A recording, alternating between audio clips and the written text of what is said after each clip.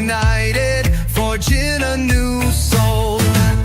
Hammers Football TV, the fans' voices ring true. Every tackle, every goal, we're watching you. West Ham are massive, everywhere we go. A fan base so deep, through the highs and the lows. The promise we keep, hammers forever, our spirit so bold. A story of passion in stories untold. West Ham are massive, a chant from our soul. Our love for the club makes us whole. Bubbles are flying, the anthem we sing, from legends of the past, the joy they did bring. From Moore to Hurst, our heroes we praise, through Upton Park days and modern day haze. Hammers Football TV, the moments we share, every victory sweet, every loss we repair. West Ham are massive, everywhere we go. A family so deep, through the highs and the lows. The promise we keep, hammers forever, our spirit so bold. A story of passion in stories untold. West Ham are massive, a chant from our soul. Our love for the club makes us whole. From the terraces roaring to screens glowing bright, we stand side by side in the black of the night. Good evening and welcome to Cheese Fest, the Sunday night takeaway show. Hope everyone's enjoyed this glorious sunny day today, and welcome into the chat. Thanks for being with us. And as you can see at the moment, so far I have got Jez and Fuzzy. How are we, gentlemen? Very good. Very, very good. Yeah, we've got a nice week ahead of us weather-wise. Arsenal got PSG this week. That'll be entertainment. Yeah, so it's all looking pretty much exciting. I haven't seen any football. Part of the only game I've watched in the last 2.5 weeks really is a couple of Arsenal games. But yeah, let's see what happens. Fuzzy, what went wrong again today? I haven't seen the game, but I did see the result. And Liverpool are Premier League champions, so big up to them. Yes, absolutely. I mean, it was a rout for them today. Obviously, Arsenal ladies, they're through to the Champions League final as well, so that's a good result for them. And when you think about it, we've seen the 3 teams that came up go down, they've been relegated. And of course, the other kind of neck of the woods, you've got Wrexham back-to-back promotions, and they're in the Championship. Yeah. Yeah. First time ever, isn't it? Yeah, basically, yeah. Yeah, good old McElhenney and old Ryan Reynolds. Mr. Reynolds, yes, absolutely. How are we, Fuzzy, anyway? I'm doing all right. Come off the back of working today, so I wasn't able to really catch much of the game myself, but from what word on the street is that it's another disappointment, something to not be proud of. Perhaps handed a red card on a silver platter, and a last-minute equalising goal, which I'm sure, being scored by Rasmus Højlund, he probably took his shirt off, ran the entire length of the pitch, probably ran all the way around the country, celebrating like crazy, like he's won the Ballon d'Or, Champions League, FIFA World Cup, and every trophy he can win at the exact same time. And yeah, we attain 1 point, which pushes up from 14th to 4th. No, actually, tell a lie, it pushes us from 15th to 14th. We're 1 point ahead of Everton. Yeah, we're on the way up, Tony. That's it. We're coming. Yeah. Well, yeah, I mean, for us, next weekend, it's the battle of the 16th spot for West Ham and Spuds, so that'll be an interesting game itself. Let's say hello to the good old people in the chat. Starting off with usual suspect who says, good evening, ladies. Good evening, usual. Hope you're well. Stephanie has come in and obviously gone back out again. Big up, Tony. See you later, buddy. Thanks, Stephanie, for coming in. Good evening to Words and Pictures. Only splendiferous whiz-bang folks leave messages before the show gets underway. And the bestest are always the first three. Very true, absolutely. Good evening to Brendan as well, then. Oh, I have to get in on the action, then words, Brendan's saying. But clearly, as is my lot in life, I'm the outlier. I'm not one of the bestest. Evening all. Good evening, Brendan.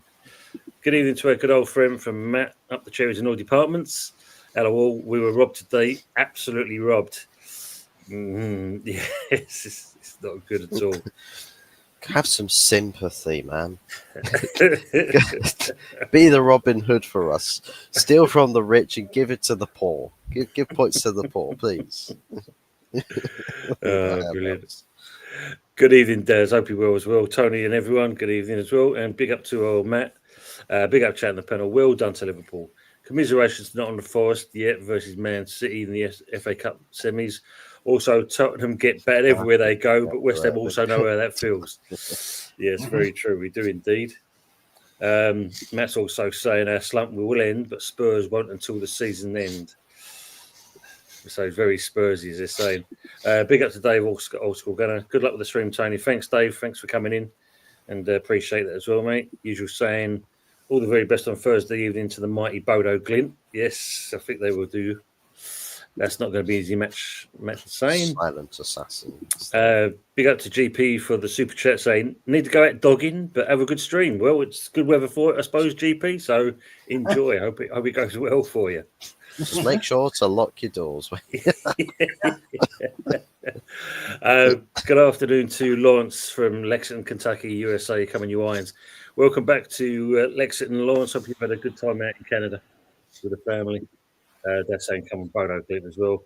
Good evening to Pepsi. May the 4th be with you, West Ham fans. Yes, we need that 100% Pepsi.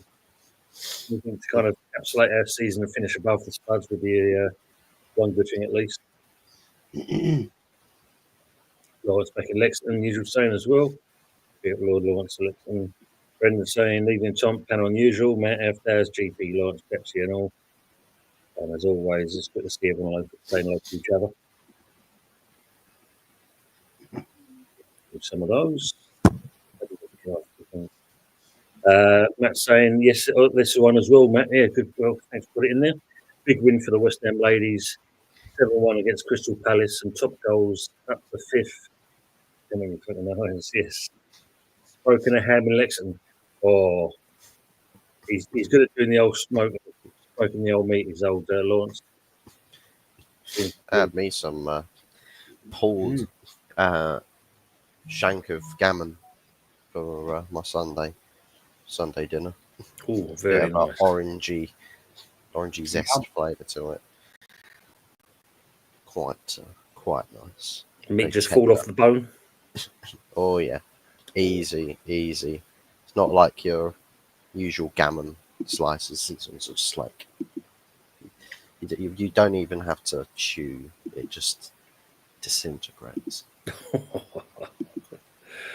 Very nice. Good evening to Terence as well. Evening. If it wasn't for the Spuds getting smashed today, I've looked into cancelling the whole weekend by proxy.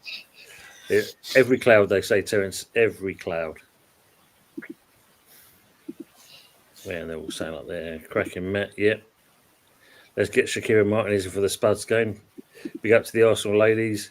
GP is saying, is Tony choking fuzzy like Tony Soprano? We're here. That's the main thing. Good evening to you, Frog, as well. All together now. The German was right. We're fucking shite. Yeah, we're going to cover that shortly. Here we go. No happening with the capitals there. No worries. And then we're catching up on there. Steffi's saying she's loving the intro music.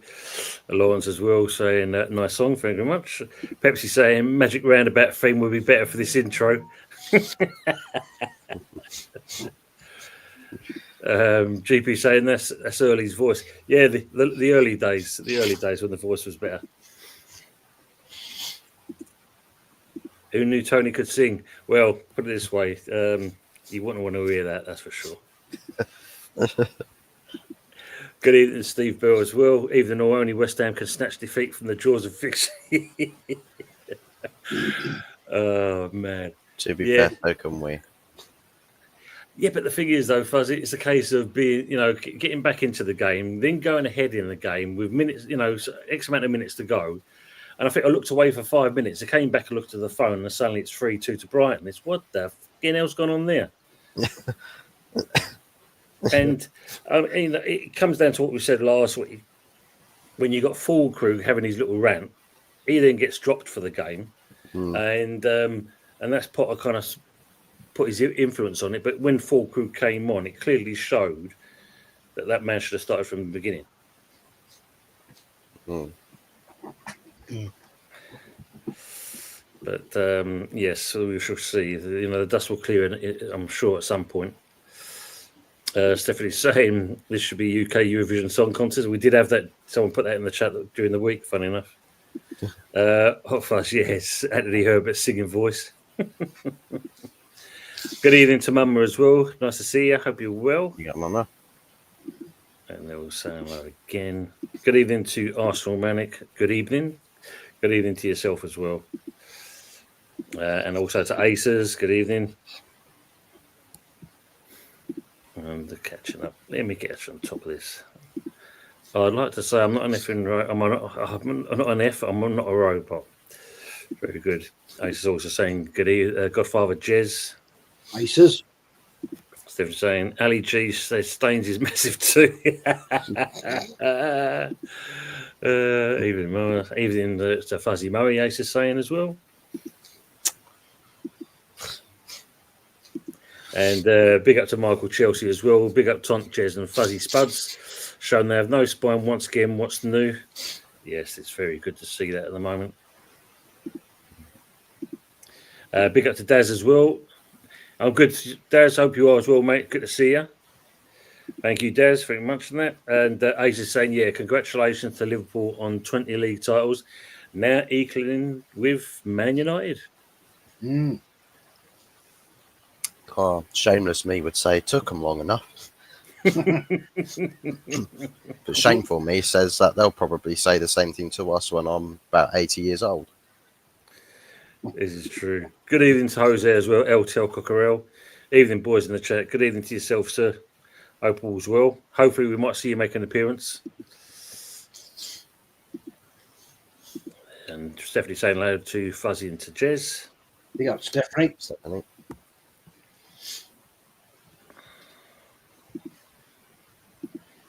So good evening to Leon as well. Evening, Tony, and all the fellas on the panel. Hello, Hammers online. Yeah, let's just quickly catch up with this.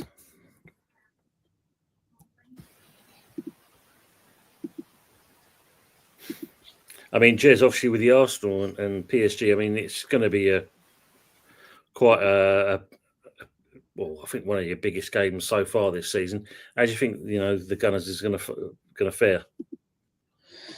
Oh, I'm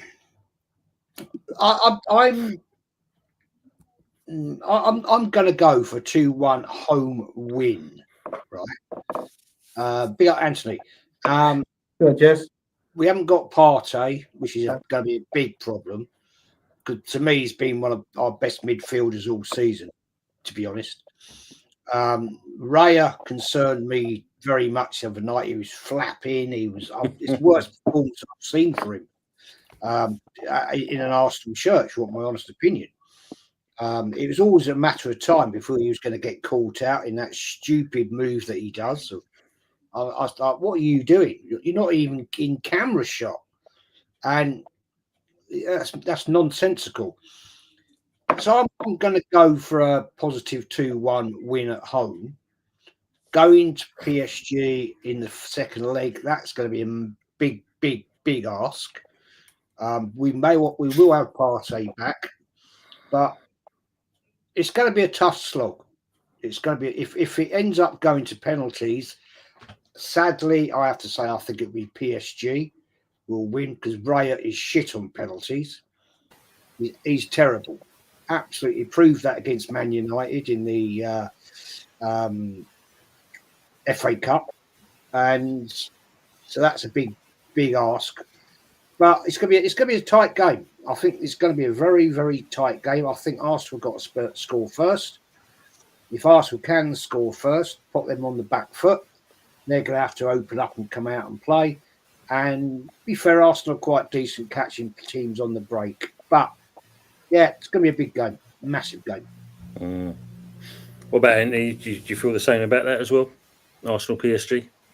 Arsenal PSG. Well, do you know what, Tim? I feel that obviously against PSG. Do you know what? I'm going to agree with Jez. I said 2-1 win in the first game. And when we go back to them, I think it's going to be a 1-1 draw at their ground. So I personally think we're going to win 3-2 on aggregate. That's my scoreline. Regarding the players, obviously who Mikel Arteta is going to put out, I'm sorry, but I'm going to call it now. I don't want Odegaard in the team. I don't want Odegaard in that team. He will, mate. You know, yeah, he will. He will pick him. But I think Odegaard's been crap all season, in my opinion. This is his worst season by far. And if I was to pick just the attacking lineup, obviously you'd have to go with the three. You'd have to go Saka on the right. I think Trossard up front, Martinelli on the left, and in the middle of the midfield, I think I would have Rice, Marino, and also I'll have the young one. Now, Wherry, why not put him in there? Put him in there. But I'll be honest with you, Tim. If we, like what I said, I think that's my prediction. If we go on, then we're in the final. But I will say this for the final, I want Barcelona in the final. There's only two reasons. Number one, obviously, we all know that. We want payback from last time. And also, I thought that we're capable of scoring a goal or two past Barcelona. I don't want Inter Milan in the final, because if we got Inter Milan in that final, it's going to be a hard night for Arsenal in the final of that Champions League. They're capable of scoring goals. But when you look from the game one right up till now, they got a very impressive defensive record into Milan, and that will be a long night. So out of the two, beat PSG, and I hope we got Barcelona in the final. Should be interesting. Good point. Just going to catch up with some of the comments. Frog saying that Jez, you're not the only one that hasn't seen any football, mate. You're in the right place. We haven't seen it all season, that's for sure. Bill Bale will destroy United comfortably on Thursday night, Aces is saying. Stephanie's saying 40-point trophy is getting closer, though, Fuzzy. Yeah, we're 1 point away. We've got 4 more games to do it. We could do it, guys. Come on, believe. Believe. Brilliant. Does sound like the Jez and Fuzz as well before Anthony came in. Mama's saying also the same. Tom, Fuzzy and Jez, good evening. Mama. Yeah, they're saying loads. Yeah, they're all saying that. Big up to Ravi as well. Big up the trio. No chocolate biscuits, though. Yeah, we're not going to sing out Trio, the old song. Yeah, even Steve, good here, innit? Yeah. Good evening to Colin as well, Colin Chilvers. Good evening, Tony Fuzzy, Jez, you wonderful gentleman. Always a pleasure joining you, and good to have you with us as well, Colin. Hope everything's all well yourself. They're saying in there, and Aces is saying that Liverpool have scored 15 goals against Tottenham this season. Wow. That's obvious. Yeah. It was obvious it was going to happen. In all fairness, Tim, you've got to congratulate them. And fair play to them. They deserve it, you know. But obviously, we look at that. You know, they were going to win. I wouldn't expect them to win by like 5-1. But listen, it's Tottenham, and it was going to happen in one way. So fair play to Liverpool. They deserved it, and I'll be honest with you, fair play to Arne Slot. And it just makes you think now, if he got that Liverpool team winning the Premier League in his first season, and we've had Mikel Arteta here now for 5 years, we've won FA Cup, which wasn't his team. It does make you think, doesn't it? And I think personally, with his wages, £15 million, 15 that we're paying him a year, I think we're being fucking robbed, to be honest with you. But then again, this is Arsenal Football Club, isn't it? So true. This is very true. I mean, there's a good thing. I'm just going to come on to Ravi just saying there 20 times, you know the rest he's saying. And what was good to see on that at the end was as they all, obviously it was at Anfield, so it was fitting that it was at home. But did you see Arne Slot? He actually sang Jurgen Klopp's praise and got the whole crowd singing with him. Yeah, So that was a nice touch. I seen one of the fans, Liverpool fans, towards the end. And if you notice, if you watch it back, he's in the far back corner. He's giving it that because obviously they've won the same number of leagues now as Man United, and you can hear him say United, and he's giving it this.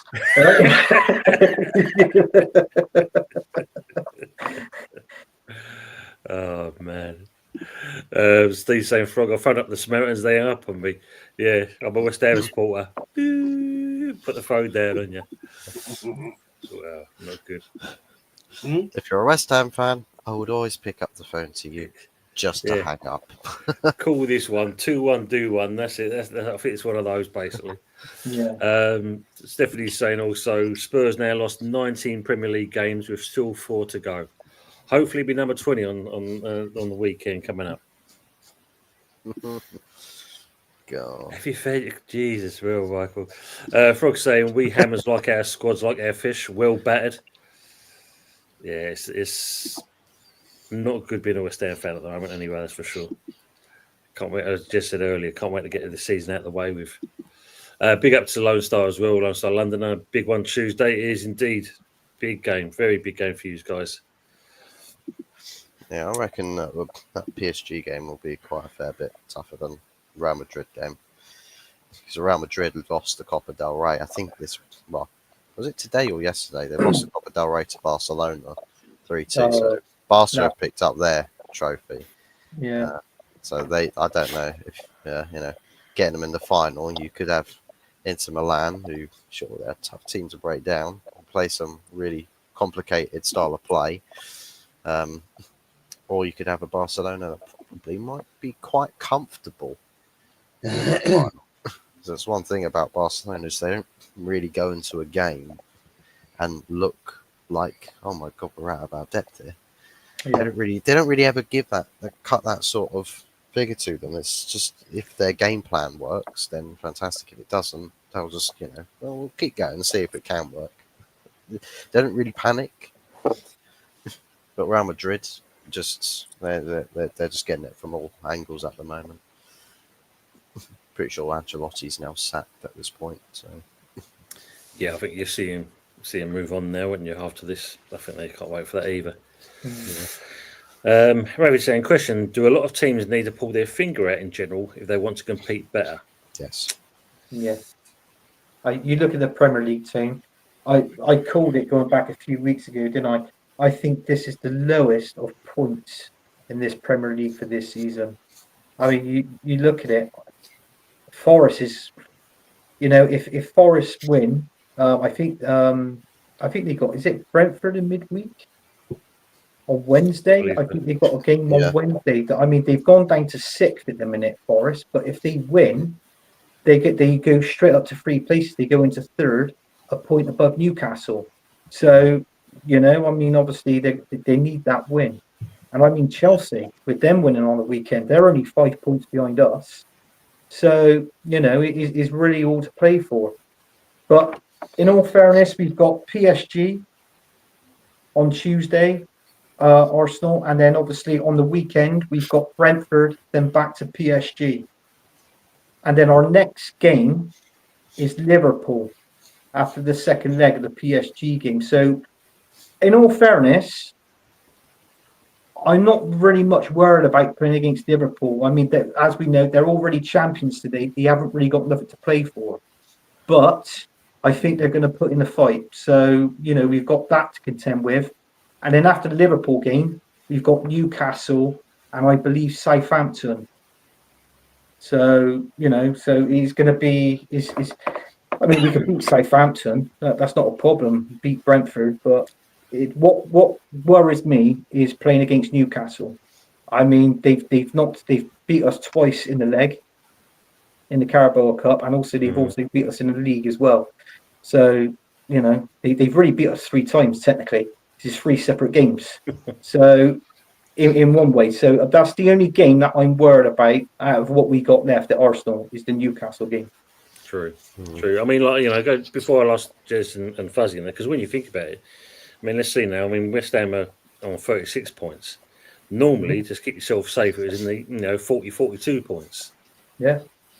Even though we got relegated one time on 42. But yeah, look at Southampton, 11 points. Leicester, 18 points. Ipswich, 21 points. When was the last time you saw that? It's just the fact we're not even into May yet, and all three teams have had their relegations decided. Yeah. Liverpool have won the Premier League title in April without having to play scintillating football, and there is a gap to second place, a substantial gap at that. Yeah. The I mean, quality of the Premier League has been an absolute embarrassment comparatively to a standard on the world stage. I mean, crazy that, certainly. It's a bit like the 2016 season, isn't it? The Leicester That's true. Yes. Yeah. Isn't it really? Yeah. Arsenal were the only team to beat Leicester twice in the league, but still couldn't get it over the line. Man City fell off, Man United fell off, Chelsea fell off, Tottenham fell off, and Leicester walked away with it. And it's been, I'll be honest with you, I think this season, Premier League wise, has been very, very poor. It has been just right across the board. I think there's a lot of teams that should be looking at themselves very seriously and saying, we've been shit. Yeah.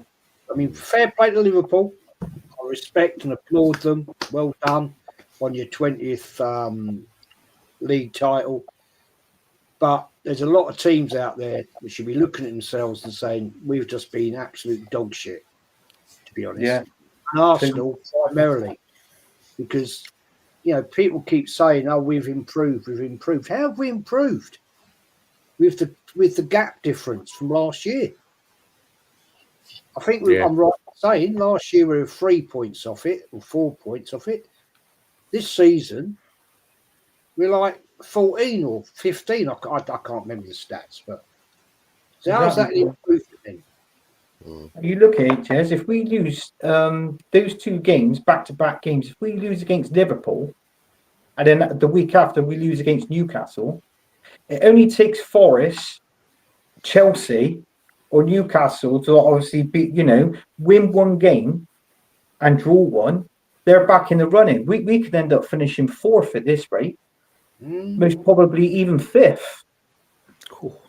So, do you know what I mean? It is a weird one. And the other thing I looked at as well, you've got Man United manager, 38 points.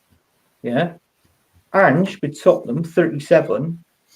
And they compared that to Arne Slot. Arne Slot had 38 points a month before Christmas. So, do you know what I mean? that just shows how shocking the season's been. Yeah, it's absolutely shocking. Big up to Mason, the typical citizen. Big up to Tony Panel, and have a good show. Off out for some beers because City are in another final. Big up to you, Mason, as well, and obviously he's a City guy. And well done to City for what they did, and commiserations to Forest because, they've had a cracking season. Yeah, you can't deny that. Big up to Sharky as well. Good evening to everyone. I mean, we'll ask the question now. I mean, obviously, Slot's won it with Liverpool, but at this point, who would you say manager of the year has been? I'm sorry, give it to Graham Potter. You have. Yeah, Graham Potter. Yeah, Graham Potter. Yeah, Graham Potter. It's not his team. So he's trying, guys. He's trying. I'm going to come back to that, Daz. Yeah, no, he's Slot for me, Tom. He's got to be. In his first season, listen, he didn't really buy anybody apart from that Chiesa won it for 12.5 mil, and then obviously he hasn't featured, he hasn't played, so, and he's won the league with Jurgen Klopp's team. But it makes you think, if Jurgen Klopp stayed on, could he have won the Premier League this season? He could have went out on an eye, basically. So true. I mean, you look at that. I put out there that Liverpool, Arsenal, Newcastle, Man City, Chelsea. Nottingham Forest have had a great season. Great season. Newcastle United, great season. I mean, Arsenal, 67 points currently. Liverpool, 82. We've got to go to Anfield yet and play them. Right? We lose that one. And then where's the improvement in what Arsenal have done this season?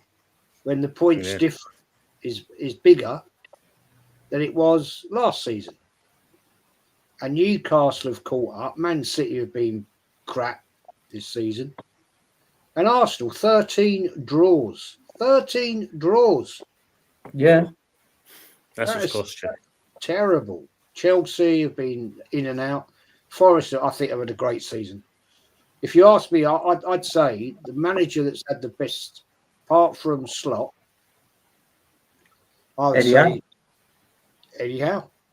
Yeah. Won a cup. Can't argue with it. He's won a cup. They're 5 points currently sat behind Arsenal. We've got to play them. Is it? We've got to play them at home. Are we playing them at home? Yeah. Yeah. We've got 18th of May, Arsenal, Newcastle.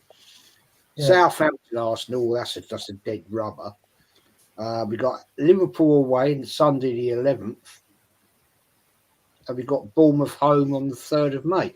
So it's not a great advertisement, is it, for the Premier League this season? But you have to respect what Slot's done. You have to respect Eddie Howe. And you have to respect whatever the name of Nottingham Forest is. I can never forget his name. So yeah, well, Nuno, Espirito Santo, yeah, that's him. Yeah. So hey, there you go, man. There you go. Cracking season. Stephanie's asking about did he go to the wrong dugout? More than likely, I mean, where he's going at the moment, because I've seen some comments in there, and this one especially. This is another game where Potter's weird and wonderful substitutions, because it cost us last week, and it seems like it cost us again. Yeah. Like yesterday, which is mad, and this is supposed to be a manager that obviously is quite knowledgeable, but what in is another thing. Does Fuzzy feel we've underperformed worse than United this season? Do you feel West Ham's underperformed worse than what you have? Well, with the summer that you've had, major promise with the players you brought in, to sort of get to the tail end of the season, having spent as much money, to look at your team and go, "Oh, this team needs lots and lots of investment." It's like that's just so underwhelming. It's like you spent so much to improve and get better, but you've actually then, in retrospect, regressed with the more you've spent because you're going back into another summer, spouting the same thing, probably more desperate this summer versus last summer, and it's kind of you could say the same thing about United, but that's probably because we had teams built for managers that were never going to stick around to begin with anyway. So yeah, I think definitely West Ham have been underwhelming, but I think technically the only three teams that have been seriously underwhelming versus where they should be are West Ham, Tottenham and United. Everton were at the start of the season candidates to be relegated. Yeah, they've sort of turned fortunes around somewhat in recent weeks. Wolverhampton Wanderers are the most informed team in the Premier League at the moment. Yeah. Crystal Palace started quite shaky at the start of the season. They've turned their fortunes around. Brentford, they're not an expansive team, but they'll dig deep and hold out. Bournemouth are probably roughly around where they should be. Brighton's being labelled as an underwhelming team this season. Mm-hmm. They're up in ninth. They're ninth. We're all the way so far down the table, and they've had an underwhelming season. And then obviously the other teams above them are, sort of average seasons for them. So, yeah. I think you're right. You were saying, like with us, it turns out, even though I was kind of lauding it to Anthony. We signed, it's another week. We've signed another player. It turns out them signings weren't as great as it turned out to be, and we've seen that as the season went on. Not just under Lopetegui, but with Potter as well, and it's cost us in certain respects. And Potter's, as much as he was supposed to be in for 6 months, and it's got a 2.5 year contract, it's not looking good for him. That's for sure. So I know I've seen certain West Ham channels saying Potter's got to go, but we do that. Then, like Fuzzy just said there, not only we've got to rebuild the whole squad, then we've got to start from scratch with a new manager, and that can't be good. Can't be good at all. But that's what Man City is doing at the minute, Tom. That Man City are on a rebuild. That's what they're not even going to win the league next season. Man City, it's going to take them at least 2 seasons to get them up to where that standard where they want to win the Premier League game. So, do you know what I mean? So you've got Kevin De Bruyne leaving, Gundogan's he's going on a free, and and they're all sort of gradually aging now. Like they're sort of into their 30s.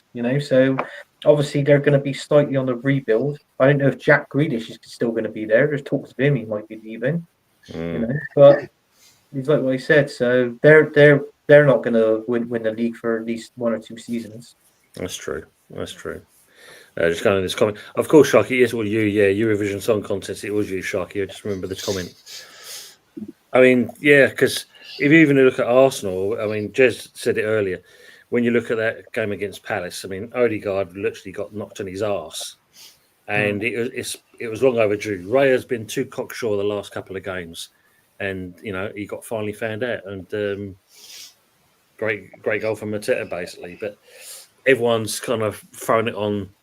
As I said, onto Saliba, it's his fault, but it's like you got to look where the ball's lost in the first place.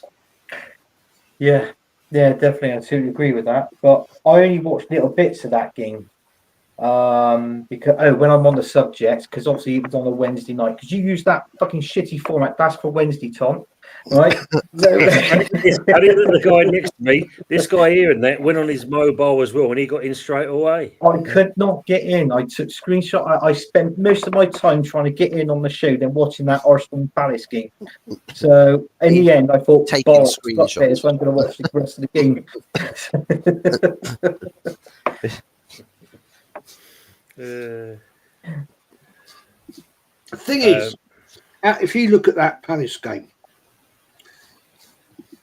I wouldn't say Sleeve had a great game, but how the hell can you blame him when it was looking end on, right, after the goal being scored, from the camera from the North Bank looking down, right?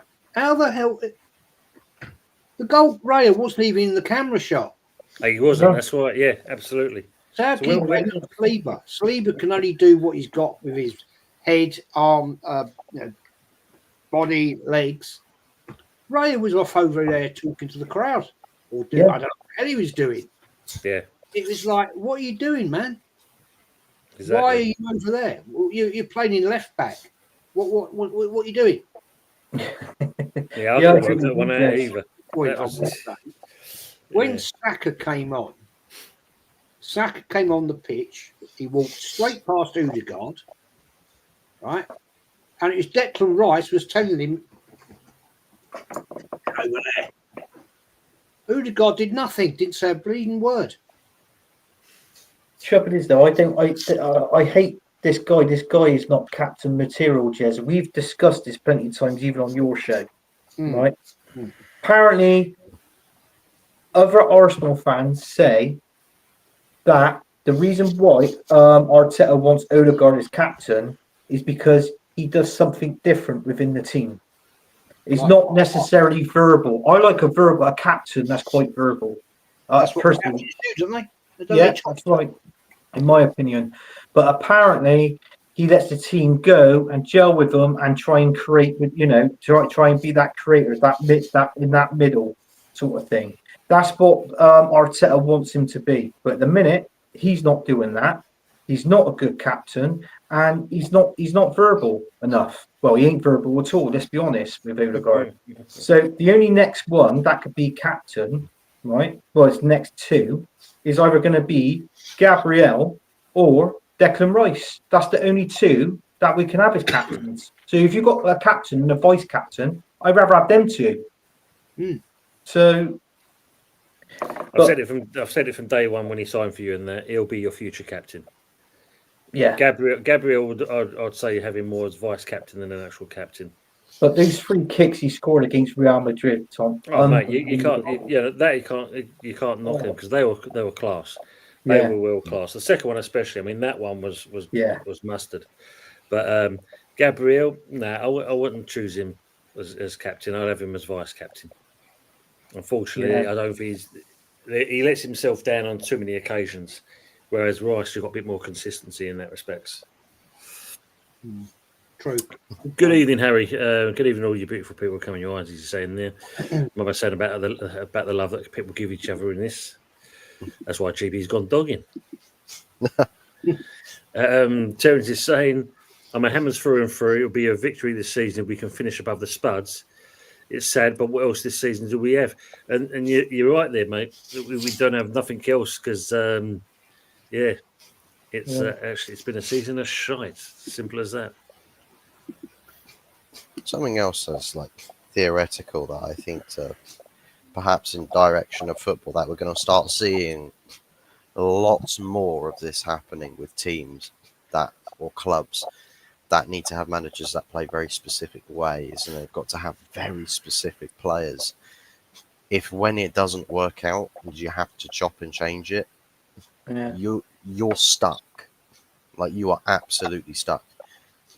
Gone are the days where you have clubs that would sign players for the club in the direction that the ownership wants the club, and the fans, of course, that they want the club to go in.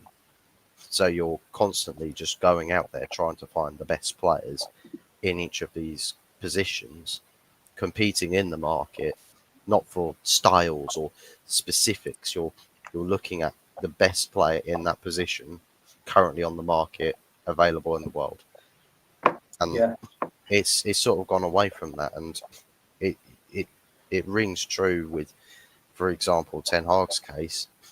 Dan Ashworth doing all of these deals for a Ten Hag system, Ten Hag getting sacked, and now we're sat here in April saying, well, Amarim's losing every game because he hasn't got his players.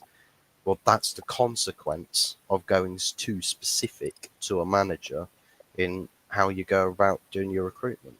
So you can also then, in the same breath with that, say, well, board's fault for going out and recruiting a manager that needs a completely different team.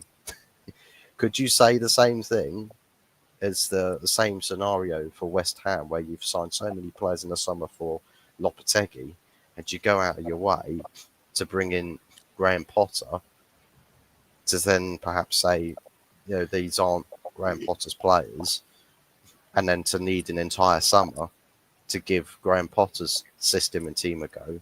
But if that doesn't work out, then you're going to have to do the same thing all over again. And it's just going to cost you so much money as opposed to putting priorities in a manager. Because, I mean, with managers that come in with these specific systems or, prop up on the world scale where everyone's like, oh, this guy's emerged, he'll be a great manager for us. They actually start from absolutely scratch at these project teams and build everything up from the ground up. But we're asking these people to come in where there's foundations already there, whether it's good or bad foundations, knock it all down and start from scratch again. That's going to be too expensive, too risky. These clubs aren't in positions to do that. So, I just feel like it's a lot of clubs between ownerships and then, of course, the backing of these managers that they select is just shooting themselves in the foot constantly over and over again. So, well, you could say the same thing for Tottenham with the Ange appointment, or whether you say true that, I suppose with Everton, with David Moyes coming in, Sean Dyche, it wasn't quite working out. Bring in another manager that's not specifically got a style, and the players just go, well, we believe in the character that we've got as our manager. And you see a bit more determination in performances, a bit more belief from the players, and, it can sometimes just be enough to improve your situation. It's true what you're saying. I mean, like, you know, for me, going with the last one there, the Friedling group, when they bought Everton, they did the right thing by bringing in Moyes, because they bought someone who was tried and tested, knew the club inside and out, even though he'd been gone for all this period of time, and he was the right fit at the right time. And I said the same thing with Potter, right fit at the right time. But I'm just left Frog's comment up here because it is quite relevant that you say this. As he says on the bright side, we've learned that psychology degrees, which Potter has got, are fucking all useful in football. And you can see it means, you know, it doesn't matter you've got all that. Potter has not created this new manager bounce, which we see a few clubs where they've come in and done that. Obviously, the Southampton manager was a waste of time as well. That's why they got shot of him. But this new manager they've got at the moment seems to be getting a tune out of him. But with Potter, it's one of those, I think we said many a times, you know, it's like taking one step forward, but not taking 2 steps back. He takes 3, 4 steps back in some of the decisions he makes. And it's kind of costing us. But this season, I think especially with the Lopetegui thing, getting in them, 10 players, on paper, it looks great. We should be able to do this and the other. But then you've got a manager that hasn't got a clue whatsoever.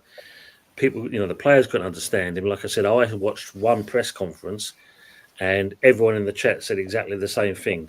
Does anyone got an idea what this bloke's saying? Because if we don't understand it, what chance have the players got to understand it in a room that's, what's it, roughly about 10 by 12 foot in a changing room, and you've got this bloke waffling on, and it's like, not being funny, that documentary for Arsenal when you see Arteta talking bollocks with the light bulbs and brains and all this shit. Potatoes, the whole thing. And, we have the same thing with Lopetegui. So you've got a question, just even if it was kind of 10 minutes to be in, have a fly on the wall to watch and listen to what these managers are saying, especially this season. It just puts a whole a different kind of aspects on how this season's gone for all our clubs, and that's even including you guys, even though you are second in the table, because figures don't lie, Jez. At the end of the day, as you said, 13 draws for a team like yourselves, that's cost you top of the table basically. And the fact that a lot of those draws were from winning positions. Oh yes, that's true. Yes. So if you actually dissect that and look at that and say, well, Arsenal really should have been up there competing let's be honest, the Premier League was done and dusted pretty much last November. True. Let's be honest about it. Yeah, because I can't think when Arsenal were within. There was a point we were within 7 points of Liverpool, so there was competition, and then come New Year, Arsenal just faded away, and the game was the season was then pretty much done and dusted, and end of the game. Well done, Liverpool. You've got to tip your hat to them. Yeah, I'm not one of these fans that will say, this happened. I'm not going to blame injuries. I'm not going to blame VAR. Because at the end of the day, the team has the players to compete. And unfortunately, our manager's tactics and stupid substitutions at the wrong time cost us the league. There's only one person you blame here. Poor performances. Well, that's not fair. 2 people you blame. There's been some shit performances on a couple of games from Arsenal. Really poor performances. But majority of the time, it's been ridiculous tactics, ridiculous substitutions at the wrong time. Starting lineups sometimes have been absolutely horrendous. You think, what the hell is going on? Questionable, yeah. Yeah, questionable is probably the better way of saying it, Anthony. And you think, well, you're trying to compete for the Premier League. Liverpool have got no better players than Arsenal. Let's put it right. And why did then this gentleman come in, Arne Slot, and win the Premier League in his first season with a team that he inherited primarily, let's be honest, right? But then let's argue this is an argument that I've seen people saying, well, Arteta came in with Emery's team and won the FA Cup. Right, okay, fair enough. What has he won since? Because let's look at that. If you want to go, I've argued with people on this one. All right, so he won the FA Cup in lockdown with Emery's squad. He then damn near got rid of all of them players, and what's he won since? Nothing. What's that exactly. Chat? Exactly. What's it say? Exactly. I totally agree with you, Jez. I mean, I'll be honest, it's like what I said, on the stream earlier. I said that Slot, he spent 12.5 million, 12.5 million on one player and won the Premier League. Mikel Arteta, he spent 850 million, by the way. If he spends 150 million next season, he spent his first £1 billion at Arsenal. Yeah. So, and he hasn't got nothing to show for it. It's just like me saying, oh, Jez, like Jez employing me, saying, oh, Jez, if you employ me, I could do this, I could do that. It's going to cost X amount of pounds, but in the long run, it's going to be worth it. If I don't deliver that, Jez is going to say, well, he's going to be asking me questions. Exactly. Well, I think, actually, that is why this Berta guy has been brought in by the Cronkies, Josh, predominantly, to look at this and say, this ain't right. We've spent all this money and you've had your options and you've got all the little players you wanted. And if you remember rightly, what Edu said before he left, well, after he left, he said, now you're going to see who the real problem is. Yeah. That's good. He mentioned no names, but I'm pretty certain that is directed after our setter. Yeah. Yeah. Right? So, do I trust this guy? Somebody put in the group chat there about, I can't remember who it is now. Good comment, very good comment. And I'll tell you who it was. It was a good question about do I and Anthony, basically Arsenal fans, seeing Daz. There's Arsenal's chances of winning the league next season.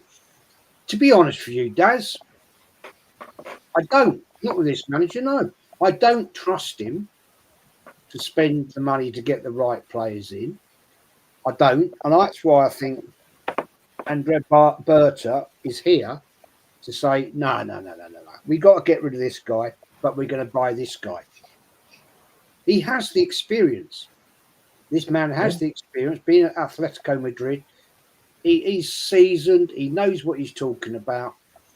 And I honestly do believe, my personal opinion, I could be totally wrong, I think Josh Kroenke has come up and said, no, we can't. This is unsustainable.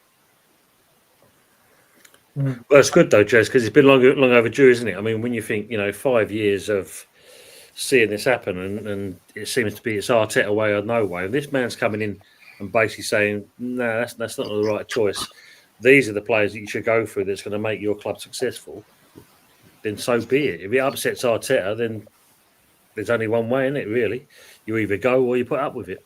I'll be very interested to see, hypothetically, right? Let's say if we beat PSG and get to the European Cup final, as I like to call it, right? That's what it really is. Mm-hmm. Yeah. Yeah. And Arsenal lose. Will he walk or will he be sacked? I think if he's got any credit or credence, he would resign and say, I've done the best I can do.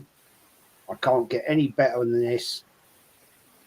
But will he walk away from 15 million a year? Probably not.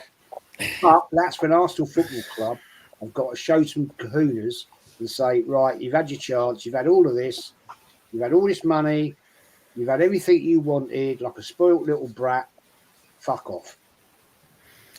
Yeah, I mean, for me, I just can't see him walking because his ignorance and ego is bigger than anything, and he can't get past that. So I think he won't walk. Because funny enough, I mean, I'm just going to ask this one from Daz because Matt's asked virtually the same thing that you just said there. Tottenham, what do you think next, guys? I think unfortunately, looking at that, we'll cancel each other out, and it'll probably be a draw, Daz. But Matt says here the same virtually thing. Will Potter walk, or will he get sacked? He's under massive pressure. Now, like you've brought in this Berta to take over thing. We've got this Macaulay that's supposed to do the football business, but it so turns out that Sullivan is not really impressed by him, even though he's brought him in. And Sullivan is going to do all the transfer business. So what does that tell you straight away? We've got a chairman that's he's more inflated than anything else, wants to run the show, write the theme tune, sing the theme tune, and do it all. And that is not good when you've got your chairman getting himself involved, because when that happens, as a manager, you either become a yes man, and unfortunately, I think someone said it earlier, we are seeing a little bit of that with Graham. But really, if he's got any face, if the chairman starts getting himself involved too much, then what's the point in being there? You might as well let the chairman run the whole thing. Sod it, team. Just go out and get just West Ham. Sack Potter now. Go out and get Juicy Mourinho. Just get Juicy Mourinho. I know it sounds stupid, but you look at the players. You look at the manager you brought in. I thought Potter most probably would have done a fantastic job, because those players that Lopetegui brought in, I thought they were like Potter's players. He can get something out of them. So I hold my hands up. Yeah, I'm most probably wrong. Trouble is, though, I feel that it's like what you said with your team. On paper, it looks great. But I tell you something now. I personally don't think there's the respect there between players and the manager. This is why you need an elite manager to come in, like a Jose Mourinho, who players can actually come in, look up to, and say, "Yeah, come on, we got this now. Let's do this. Let's do this." I think people look up for players now. They need to look up to a great inspiration of an elite manager, not like a number two, what we've got with Arteta, and also with Potter with yourself. Fuzzy, your manager, fuck me, he needs some work. But, time will tell. Time will tell. True. True. Well, apparently with Amarim, he's behind closed doors with how he manages personalities in his dressing room. Anybody with an ego gets cut, in some of the most brutal fashions. So I mean, he's definitely a character that wants to establish himself as like the top dog. Like, you can either bloody respect me, or you can foxtrot Oscar out of this club. And it's sort of like the baseline of it. He doesn't really want to go beyond that, but I sort of want to try and give a bit of leeway to players from a viewpoint of maybe the players that don't perform for managers are usually are players playing for managers that have really complicated systems, that have loads of different systems or passing patterns, pass and move, play this and play that. Whether they'd be a lot more easygoing with the manager that tactically is a lot more simple, but just conveys a very strong leadership figure that also knows how to get the best response out of players. I feel like there's too many managers who have all of these tactical notebooks that are thicker than the Quran, and they're reading through plan A, plan C, all the way to plan A, B, C, D, E, F, G in those 5 letters together. And it's like, this, you don't need this many plans at football. You really don't. Just a plan A, plan B, and a plan C, and all of them are quite simplistic. Some of the best managers in the past have never needed special tactics. The only person really that sort of sits at the very top of the managerial spectrum, where it's like you are amongst the goats, is Pep Guardiola, with all of the tactical, differentiations that he has with how he plays football and how he's, I'm going to do this my way. And it's really like, it's got so many different aspects about it. And then everyone's tried to copy him. But unfortunately, you can't copy. It's like, if you're in a classroom, you've got the straight A student that's just acing fucking everything. And the way he does all of his working outs, everyone's like, oh, we'll do the same thing, guys. People forget Y'all not as intelligent as him. Y'all No. don't actually have the same train of thought as he does. So everybody else is trying to do exactly what someone else is doing the exact same way. No, it's not going to work. You can't do it. You have to do it your way, and you have to do it in a way that those players you know are going to look up to you and say, fucking hell, I will die for you on that pitch. Because that's a figure that I have respect for. And I just think with modern football, you've got all of these complicated characters, like a Mikel Arteta character, where it's like, oh, he's a mysterious figure.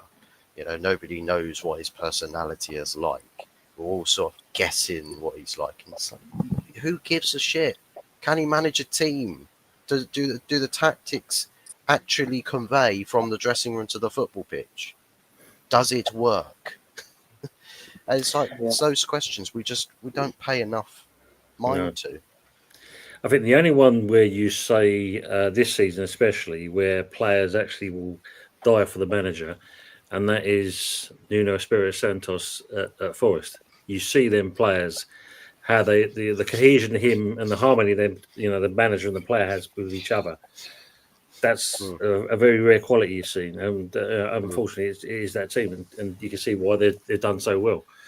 But as with Arteta and that, I mean, like I always say the dark arts with him, and someone's put it in there. I mean, usual's put here. I'm going to jump. Obviously, big up to AFC always, and that's obviously saying Tony in the panel. Big up. The only fight I've seen at Tottenham's ground all season was Eubank Jr. versus Conor Ben, which is about right. But Anthony, did you see that? usually. Did you see that? It was the North London Forever at the Tottenham ground, which I hate that song, by the way. And it was all lit up red.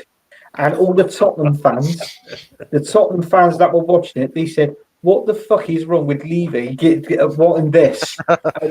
That's superb. That's superb. Well, I mean, they can't technically complain because it's not their stadium. It's a stadium that's built by their ownership that they rent. Yeah. This is true. This is true. Usual saying to you, Anthony, never in a million years will Captain Black drop his captain. I know. You just got to look at a way of different. He needs a different captain. I'm sorry, but it's sometimes with Mikel Arteta, it's like what I say. I don't understand his way of working or his philosophy. Is mind-boggling. Even when you touched on it too, when you seen the All or Nothing with Arsenal. He's there with the note board and he's doing this and that, and all the players are there like that, and they're looking at him and they're thinking, "What the fuck is this?" Yeah, Do you know what I mean? That's the impression I got as well. It's like especially when he comes around to Saka and he's just kind of going, yeah. Brilliant. Ravi saying, Anthony Stinker and a hooked with a dusty England shirt on. He's saying, yeah. But Peter, the ownership of only of controls of trailer. Oh yeah, of course, Potter. Going about Potter. But he's also saying tractor finally in the building. You must be also happy, Anthony, because Bristol Rovers unfortunately got relegated last night. Yeah, fuck them all. I hate Rovers. Fuck them. I'm glad they're down. They're relegated. They're down, and he's good. My local team, Bristol City, we got Leeds United tomorrow night. So obviously they've been promoted alongside Burnley. So both of them are back in the Premier League, and we're in the playoffs. So if we can win either against Leeds or our last game of the season, we secured the playoffs. And I got to be honest with you, Tim. The last few games of that, your young player Earthy, fucking do us a favour, sell him to us. He is a good player. I think if you look at it, it's a case of I think he may get loaned out for another season. Don't know if he'll be with you guys, but he's one for the future for us. So it's good to see him actually have a good season because when he went out, he needed the experience, and it's great he's getting it with you guys. He had a bit of a shaky start with you a lot, but he's kind of grown into that position. I'm going to touch on something you just mentioned there, but I'm just going to say with this. AFC always is saying that Slot is the first ever Dutch manager to win the Premier League title, so it's a great achievement for him. But you mentioned Leeds. Now, don't know how true the rumour is. Even though they're now back in the Premier League, these new owners have basically said, well done, but we're going to get another manager in. Because they're looking at Farker's previous history in the Premier Yes. League, and they're not happy with it. No. I mean, how would you feel? You've had a season like that you had with Leeds, you've got promotion and that, and then you're going to bounce out of the club because obviously they don't like your style in the Prem. Work that one out. Exactly. You've got to give him. I think something like that. Even if they give the manager until like, I don't know, let's see, November, December time, and then when January comes in, you can appoint a new manager in, and maybe, just maybe, that new manager can attract a couple of players in the January transfer window. You know, because when you come up, the first thing is it's survival. You want to survive in that Premier League. But it's like what I said, it is what it is. I've actually seen pictures of who have I seen? I've seen Jose Mourinho head put on a Leeds United sort of, coat. You know, that I've seen that one, and then there's another manager I've seen as well. Even Southgate, I've seen Southgate's head put on there. So.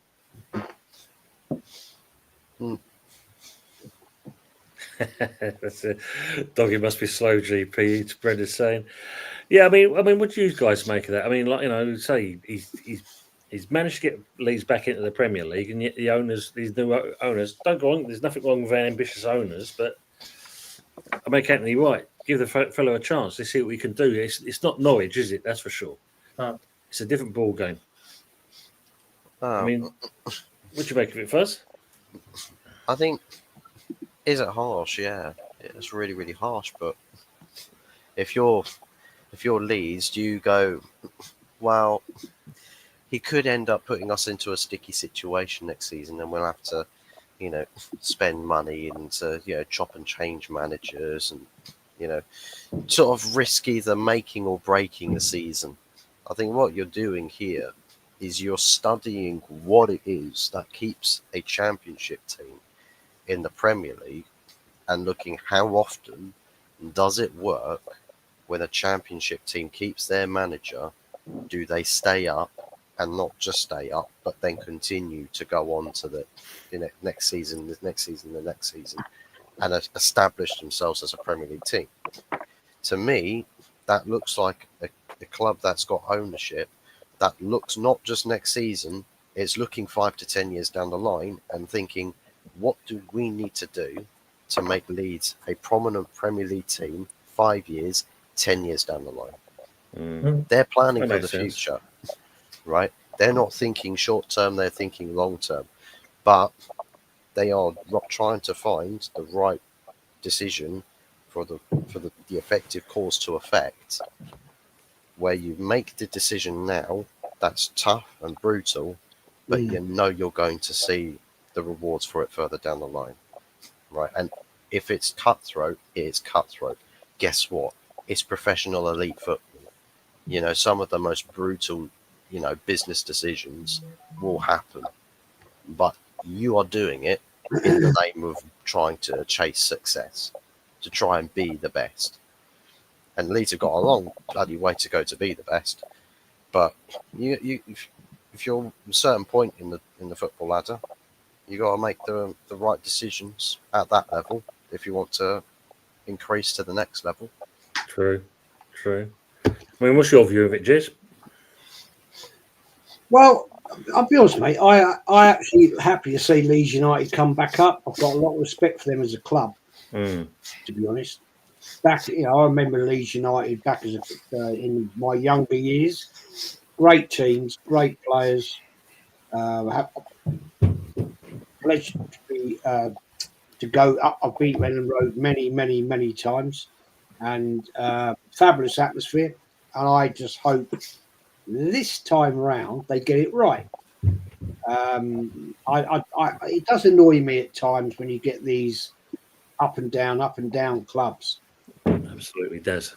So I really hope that Leeds United get it right this time and do what may be Nottingham Forest did when they came back up. They weren't grandiose. They just wanted to hold and maintain their position. And look at where they are now. They're fighting for third spot against Newcastle United. Yeah. So let's just look at it. Look, Leeds United come up, they stay up, and they actually try and then maintain what they've got, and then start competing again. I don't think it's wise of clubs that come up from the Championship and go gun ho. I think that's what causes them the issues. Yeah. They go all out and they cock it all up, and then they end up in the shit again. That's true. That's what I'd like to see. Yeah. So what you're saying is, Jez, your 3 teams for next season to get relegated are Burnley, West Ham, and Man United. Are they the 3 to get relegated next season? Big up to Brian CFC as well. You've forgotten Spurs, Anthony. Burnley might outlive Spurs. You never know. You never know. Yes, usual. We were the first team to beat them at the Emirates and the last team to beat them at Highbury. Yes, we did set some records there. As the team there, there's people in the chat saying about, as Frogs put here, still at least we'll always have Emirates to remember this season because obviously beating the Arsenal. Troger also saying we've set too many records at the Emirates. First team to win there also as well. Yep, so that's where the comment come from with that. And then he's saying big up to the chat. Slot already how? Yep, as we're kind of a little beyond the chat, we've already come onto that one. Ravi question is: the standard of keepers of the Prem good enough? There's some good keepers in there, but there's obviously a lot of them that don't. There's a lot of them that make howlers. Definitely. GP said, I'd rather watch Tony rub sun lotion on Jezzy's body than watch the Premier League. There's something to do. Hey, Jez, you up for that? He's trying to find comment, Tom. Are you up for that, Jez? Look at the last comment. Bring that comment up, team. Look, what do you reckon? It says, I would rather watch Tony rub sun lotion onto Jez's body than watch the Premier League. What do you reckon? I'm not a lady boy, mate. Sorry.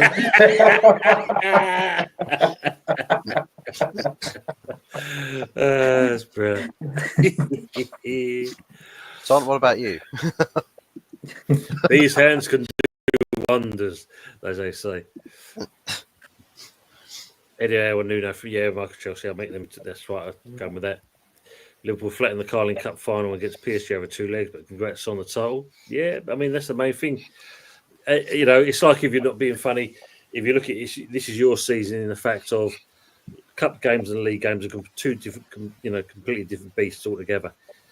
If you look at it, you're doing well in the Champions League, and not being funny, going back to us when we won the Europa Conference, we finished up 40th that season, but we're unbeaten in the whole competition, and we're still the only team that's done that so far in the last couple of seasons. So, go on, mate. No, all I'm saying is it's just a case of as much as it kind of banes us to say it's going to be an Arsenal kind of getting to the final, it's good to see an English club get to the final. That's what we want to see as well. Yeah, it could be an all-English final in the Europa League too, Tom. You never know. You never know. Who would you much rather win the Europa League, Tottenham or Man United? Pick your poison. I think if you look at it in that respect, the difference between the two clubs, you can easily say that at least with Man United, they're going to back their manager. Whereas, with Levy and Ange, there's no way that man's getting back. So the only way he's going to back him is when he kicks him out of the club. That's probably the only time he'll do it. Yeah, Sharky, you right? Yeah, Vinay. Oh, Vinay as well, yes. Yeah, Arsenal have more draws than IKEA. AFC always is saying. Lone Star saying Arsenal 13 draws and 9 of those games from a winning position. Yeah, as you mentioned, Jez. Allison was a bit good for Liverpool versus PSG. Best keeper performance I've ever witnessed. That's true. I agree on that one. Goose. Big up, Chris. Good evening to see you as well. Big up, fellas. Liverpool had it easy this year. Everyone hasn't hit full stride all season. Yeah, true. That is very true. Lone Star's also saying Villa's season has fallen apart like Spurs back four. Dugout, Potter need a bunker at this rate. Yeah, need to go into hiding, I think. I think that with Villa, I reckon that's something to do with the Champions League as well. Yeah, that, I think so. The players that they've got and the extra games, they could have if they would have bought more, if they would have went out for it and done what West Ham did this season, most probably have bought 10 players. Then yeah, they most probably would have been higher up in the league. But Villa did buy some players, didn't they? They did buy some players. That's for sure. God, dear, I mean that's a big statement there from Lone Star. If Arsenal win the Champions League, then Arteta is manager of the year. Jeez.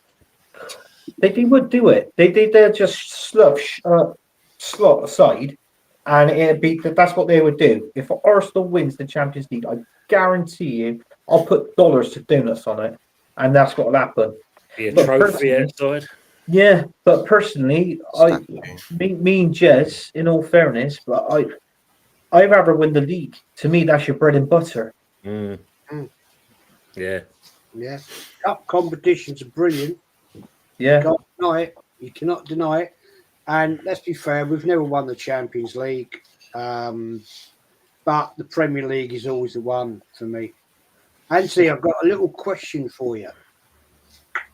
You're good in your history. Right. Take care, GP. Who was the first team to beat Arsenal at Highbury? 1913-14. And it's a suburb of Manchester. Give you a clue. It's a suburb. Good quiz question, this one. Good suburb. Manchester.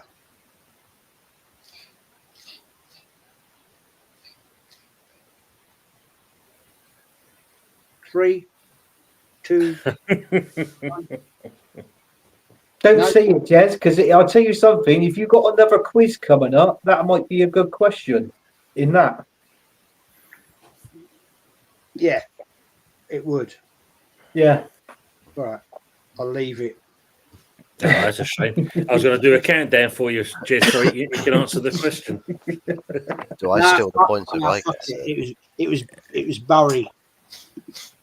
It was Bury. Ready, yeah. That was what, 1930 something, was it?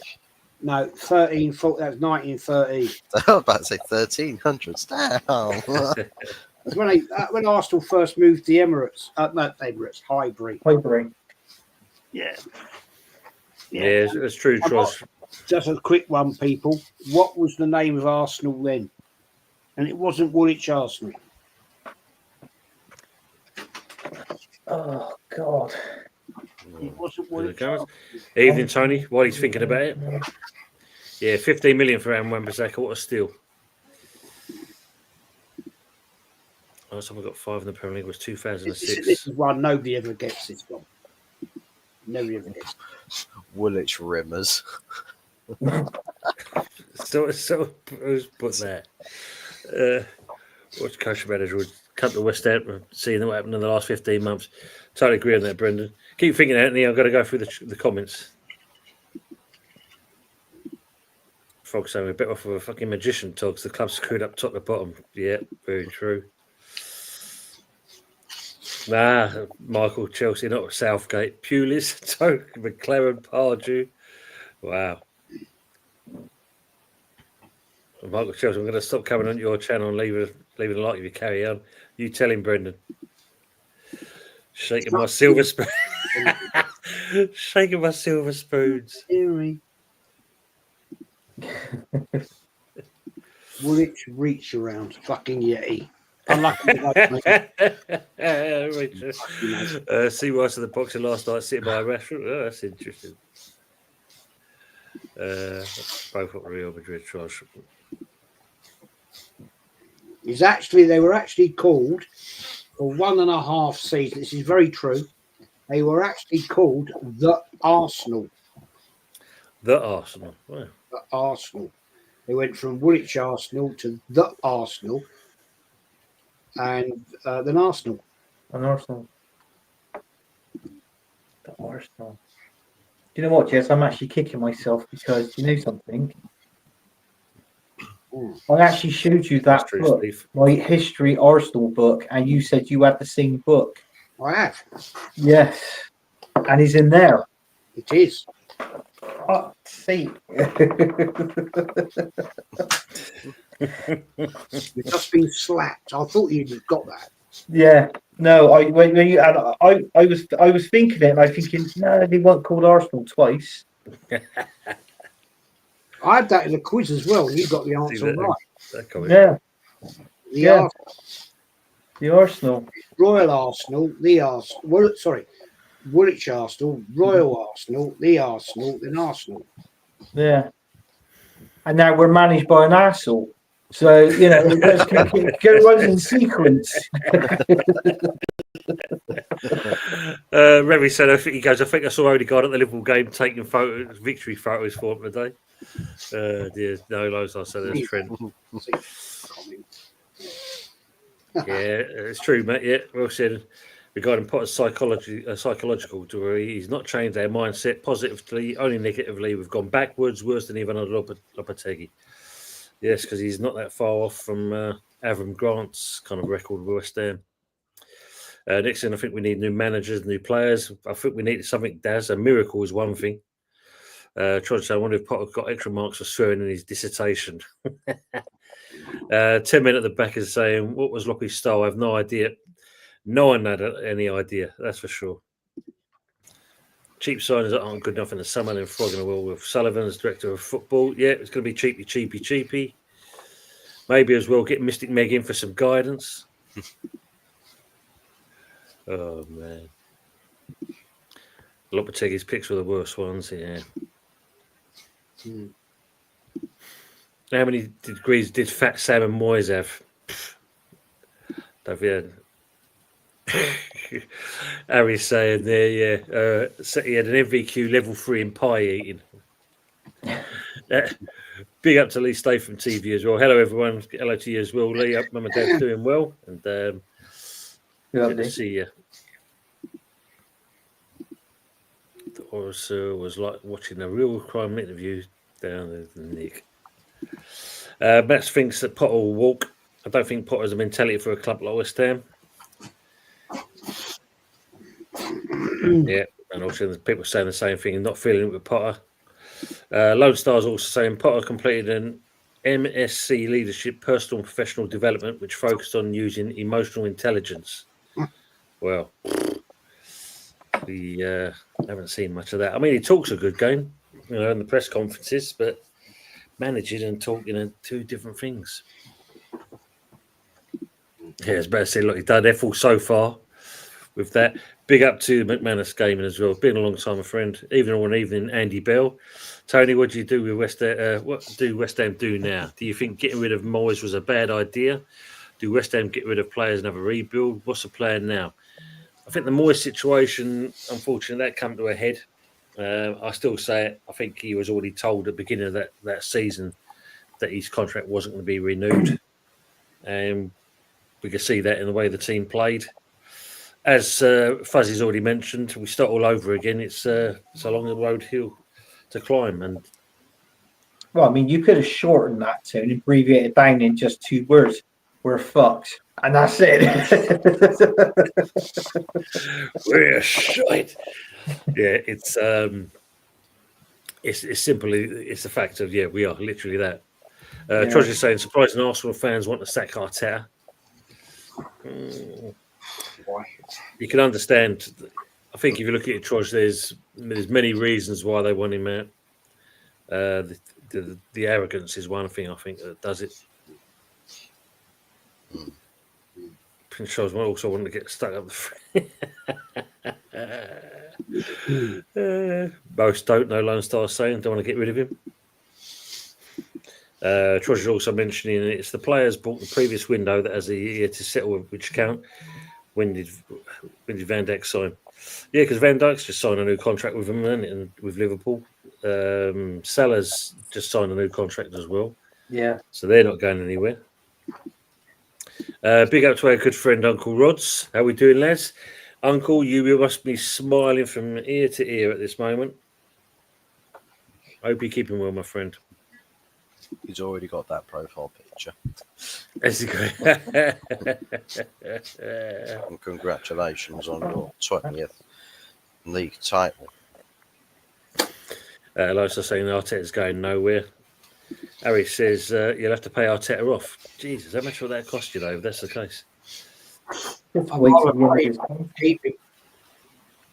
I think what it is, Jez, I think he's got another 1.5 seasons left on his contract, hasn't he? Oh, yeah, okay. I'd rather pay him off than if he don't win that Champions League, mate, he's got to go. Yeah, I've been saying it. Yeah. End of. Anyway, boys. On that note, I've got to bounce. Thanks, cheers. And catch you all later, people. Yes. Great chat, and see you all very soon. And Thanks, mate. it's going to be interesting against PSG. But Yeah. hey, there we go. Take care. And you as well, cheers. Take care. Yes. Ta-ra. Bye, mate. Take care, mate. Ta-ra. And as one leaves, one comes in. Good evening, James. How are we, mate? Depressed. Depressed with that shit that we're witnessing, but I'm all right, mate. Yeah, man. Yeah. I mean, I was out yesterday, and all of a sudden I see see the one goal scored, then I see the equaliser. I thought, okay, at least they're trying to do something. Then I see it's 2-1. Carried on doing what I was doing and that, and then 5 minutes later, looked at the phone and see 3-2, and it's what the hell's gone on there? Yeah, I saw that as well. I just want to big up James, from E20. If people, any West Ham fans out or any other fan of football, if you are not subscribed to E20, make sure you are, because I've been watching James's show, obviously over the last few weeks, and I tell you what, every 10 minutes I hear the word "see you next Tuesday." James is entertaining. The ticket from it is entertaining. All I hear is It ain't for the faint-hearted. I know that's for certain. But I appreciate the shout out. The check is firmly in the post. I don't know what to say about yesterday, mate, because I just feel flat, if I'm being real. For me, to be honest, the afterthought was probably the most heated afterthought we've ever had on E20. Like me, Lucas, Mitch were just going at each other. And in the end, it was like a big battle royale, so to speak. I get their argument of saying you got to wait till the summer. You got to let him do, let it see what he can do when he gets his own players. But my argument is that some of these players are decent players, and he can't get the best out of them, and that's a problem for me. I think yesterday was embarrassing. I was absolutely disgusted at the end. Like, I could not believe in the space of 3 minutes how we collapsed in 3 minutes. And there's so many unanswered questions that need to be answered, and I just don't know where to begin with him, mate. Like, people was asking me yesterday, they said, Jay, you Potter out? And I said, I'm not, but he's pushing me towards being that. Yeah. Do you know what I'm saying? I don't want to be Potter out, but he's making me fucking do it at the minute, and I'm just disgusted with it, mate. Do you know what I mean? The fan base moan about mentality, but then we say, well, it doesn't matter. It's a dead season. You can't have it. I don't know what the fan base want. I'm concerned about him for next year. I am, because as I said yesterday on E20, we're never too good not to go down. Like, I've seen it before. I've seen this situation before. And I've recently seen it with Leicester before. Like, where Leicester were a good side. They was always in the top 10, top 8, trying to compete for Europe and things like that. They have one bad season, fall apart, and you never see them again. And they're just never the same. And I just thought yesterday we was a shambles. Like, we had good moments yesterday, but to fall apart at the end, I've witnessed it. I witnessed that years and years and years ago, many years ago, when we'd go to a place, we'd be 2-1 up, and then we'd fall apart, and we'd either draw the game or lose the game. But yesterday, it just felt shit. It just felt shit, and the fans at the end tell me all I need to know, because it's basically saying to me that I'm not wrong, because the fan base at the end at Brighton were digging out the manager, and he didn't even go over and approach the fans. So, and this guy's only been here 4 months, and we've got to trust him next season. It's not good time. You can't be doing that, can you? At the end of the day, the fans have travelled all the way down there, and if you're kind of just turning your back at them and that doesn't bode well at all. I agree on that, James. I just don't know. I don't know about yous. You see, because I asked. I was with a Man United fan today. Well, I went to Southend, and I was with a Man United fan. And I said, "How do you feel about Almerin?" He said, "I don't know yet, right? Because obviously it's been bad, right?" I said, "Well, we're the same as you. We've got a new manager in charge. It hasn't been great this year." But I did say to him, "You're never in threat going down, ever, really. Yeah, Manchester United will never go down from the Premier League. I don't care how bad they are, but West Ham can go down. Yeah. And do you know what I mean? And I just feel like next year we're gambling. We're gambling here, and this is a recipe for disaster. Oh, it's written all over it. It's got Sullivan written all over it in the summer with the window, and people are being naive and saying, "Oh, it doesn't matter. We've got Macaulay." Yeah, wait till Sullivan gets his own way. You know, it's a mess. It is. Well, I said, mate, I think Sullivan don't believe in him anyway, so he's going to do the business as it is, you know. So that's you're right what you're saying, but this has got to be the comment of the night. Obsidian Curse, good evening to yourself. Evening all. Cooper out. Just saying that before Sullivan eyes him, because that's the kind of remit of Sullivan, unfortunately. I remember doing shows on here and on D20, yeah, and I turned and said that Lopetegui had to go because it was bad. It was really bad. We're getting hammered every week. We got hammered against Arsenal at home. We was getting hammered by sides. And we had to make a change, right? But the thing is with Potter, I think Potter needs too much to go in his own way, yeah, for him to be a successful manager. I.e., he's got to have every player in the right positions at the right time, and it has to go smooth as silk to make him look good.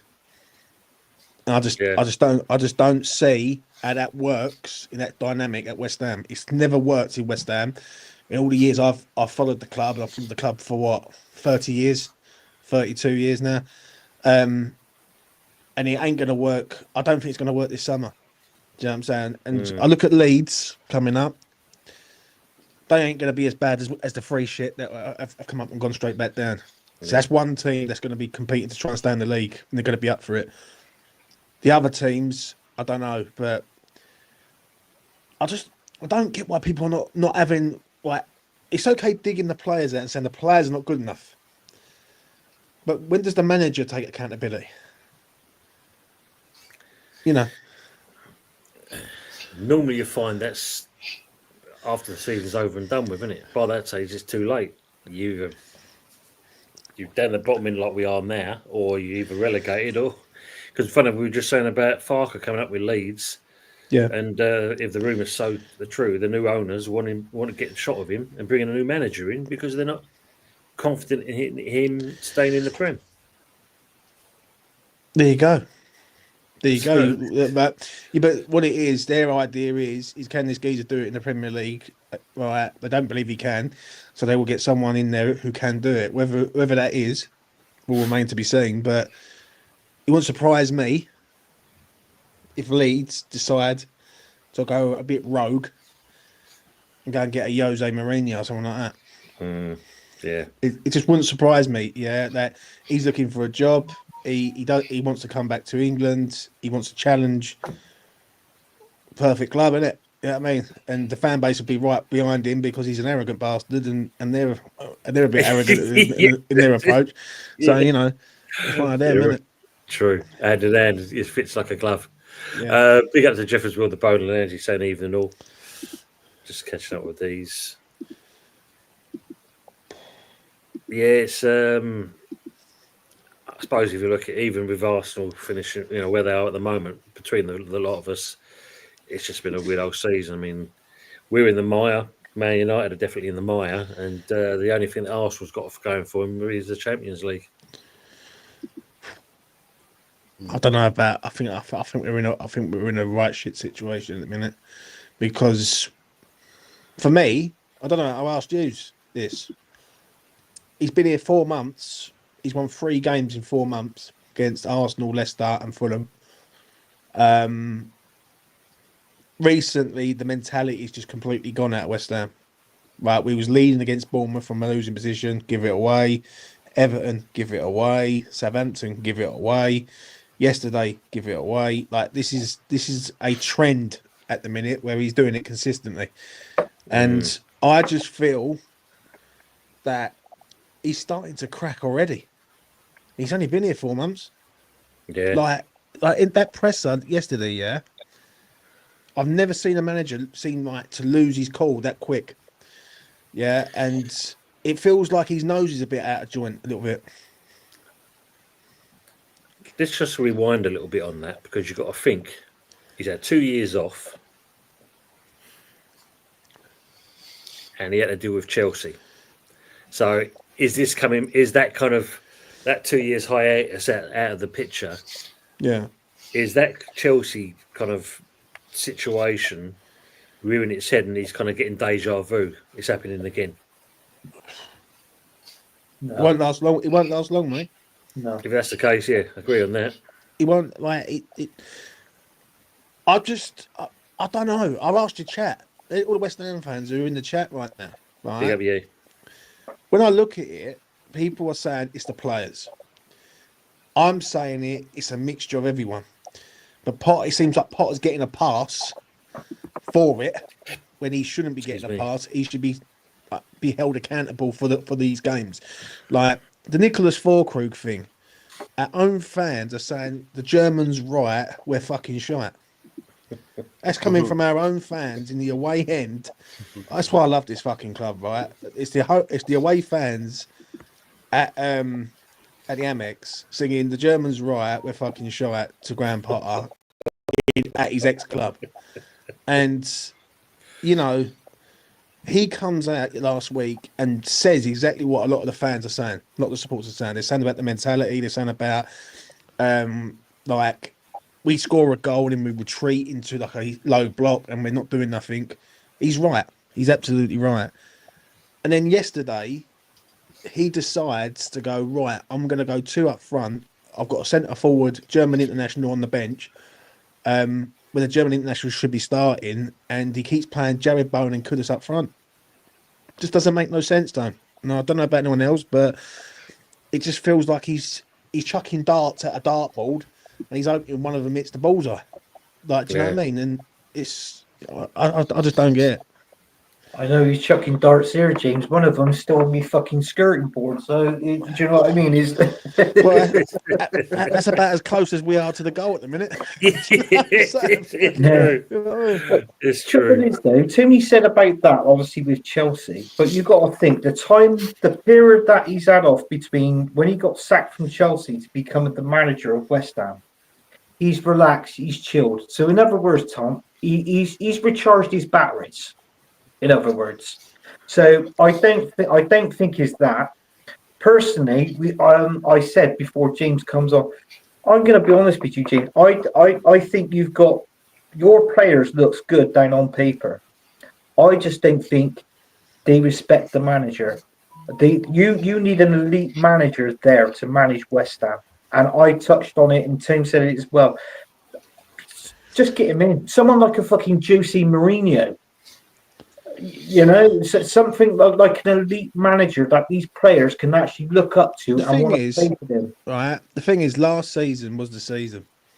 Yeah. And when we were sitting here last year, and we were saying about Moyes, and I'm going to be honest, I was a bit on the fence with it. I can understand the reason why people wanted him to go, because they wanted to go and get someone better to push us further forward. I can get that argument. I was of the attitude that I can't disrespect the man because of what he had done at the club. I can't, but I understood what they were saying. I didn't like the disrespect that the fans were giving him because of what he had done, because he had took us from a shit club into a club that was competing at the high end all the time. Yeah. And I blame the owner.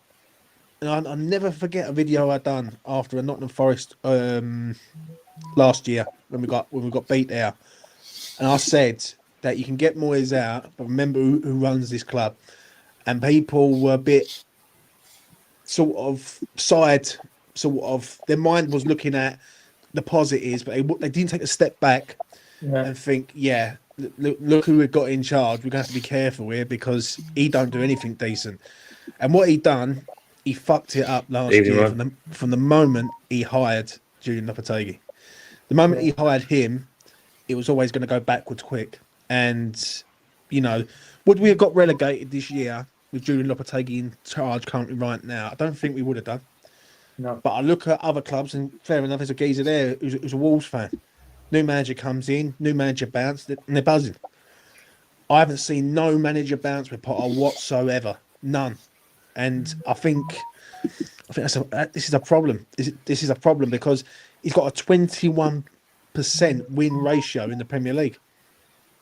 This is a recipe for disaster here. Like, and people get a bit sort of sidetracked a little bit in regards of, you get a load of signings in, it changes the game for West Ham.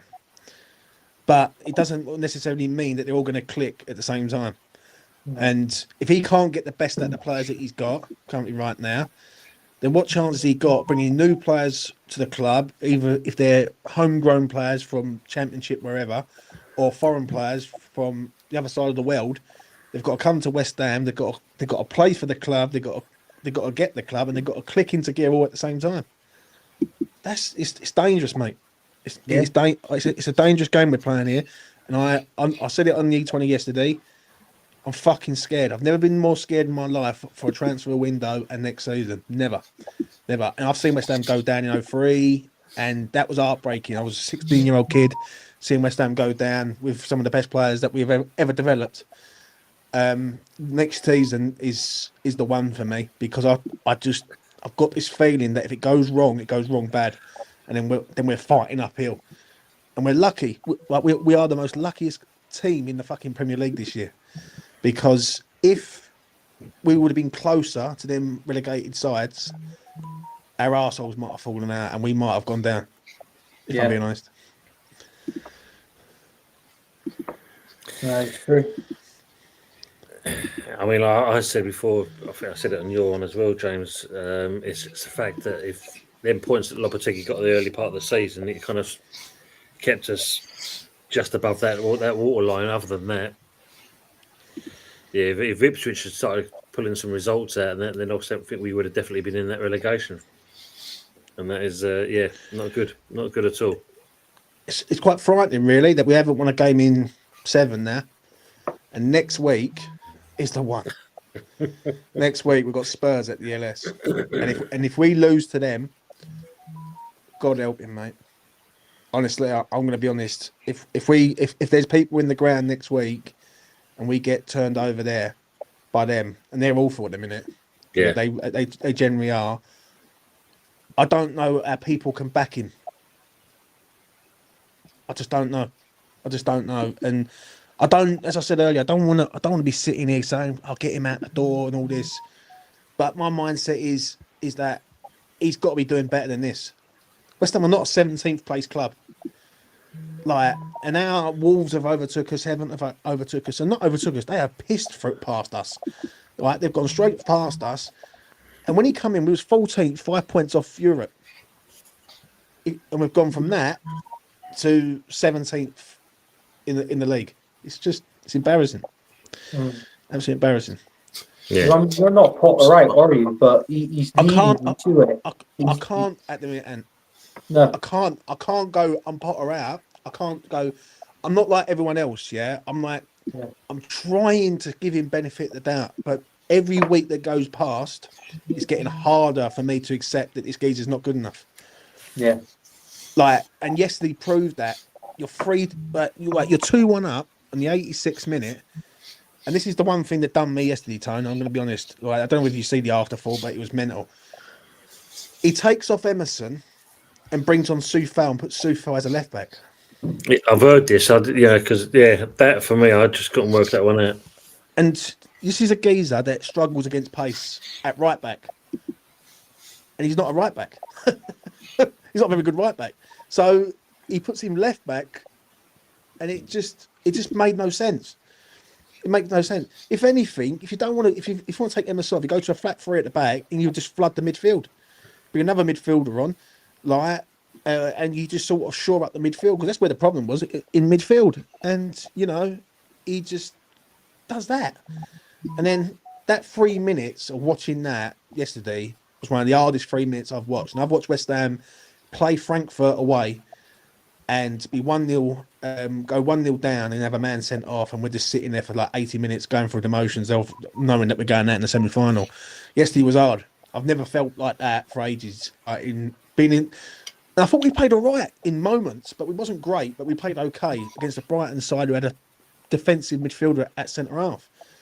And then that 3 minutes, it was like, it reminded me of West Ham a long, long time ago, where I don't like to say it, but we was a bit Spursy in that moment. It's true. It's just true, yeah. I used to say, fun enough, when alluding to what you're saying there, every West Ham player had rolled a red carpet underneath their armpit. And literally any team that came through, they just put the red carpet on the floor and say, well, there's the goal, and just go and it yourself. It was one of those. And as you said, that's how we are. I mean, look, Arsenal Manic saying it, the three dustiest clubs I've seen in my life, as Deji would say, are Spurs, West Ham and Manchester Piccadilly. And he's also still stops you from winning the league, don't he? You can't say that, mate. We're fucking Stop shit. you from winning the FA Cup too. It stopped you from winning the FA Cup. Oh, Manic. Put that in your pipe. He adds on it as well, say, yeah, we love you, Tony, but we can't keep it any longer. Your club is dusty, my friend. We've now been elevated into the dusty clubs. We've finally made it. We've got the Mr. Sheen. There you go. I don't know. I asked you what you think of Potter, because me, I don't know. I just don't know. Well, let's ask the outsiders. So I'll start with Fuzzy first, and then go to Anthony with that. Well, I imagine Voldemort's quite happy, seeing that this fairy tale story is not going according to plan. But I mean, last time I was talking about Potter, I was like, well, give it a bit of time for him to sort of settle things down and see if he can, find a rhythm with these players. And whilst I can say that, managers will, I think when you come in mid-season, there's always going to be an element of difficulty with getting everything right. I think you're going to see a manager make some mistakes. I think it just really depends. If you make some mistakes, you can say, okay, yeah, sure, he's got to figure stuff out.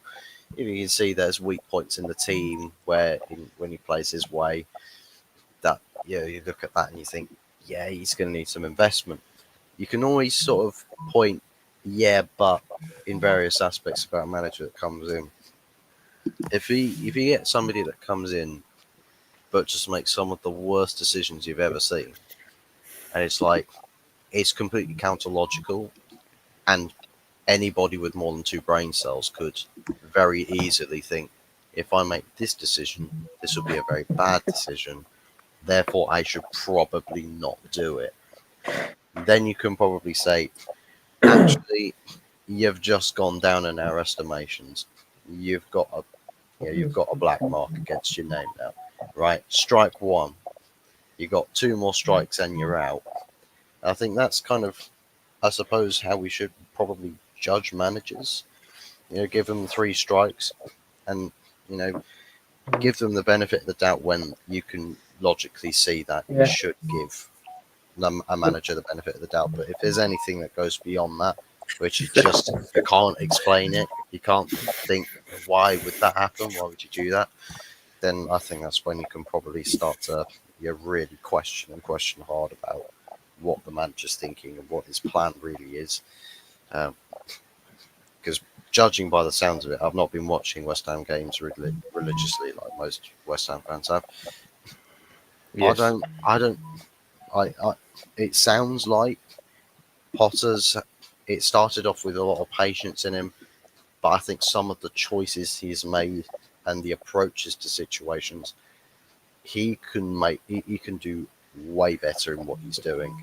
And I think they know that he's probably making bad decisions, in the sense that you are a bit of a dumbass for making that choice. With all due respect. With all due respect, you're a dumbass, but Yeah, do you know what it is though, right? Should I be feeling like this with a manager that's only been here 4 months? Should I be sort of concerned? I should be positive. I should be looking forward to the future. I should be going, you know what? It's going to be great. It's going to be this. I look at him at the minute. I don't know about you, Tone, but I just got no faith in him. Yeah, I've just got no faith in this geezer whatsoever, and I should have loads of faith in him.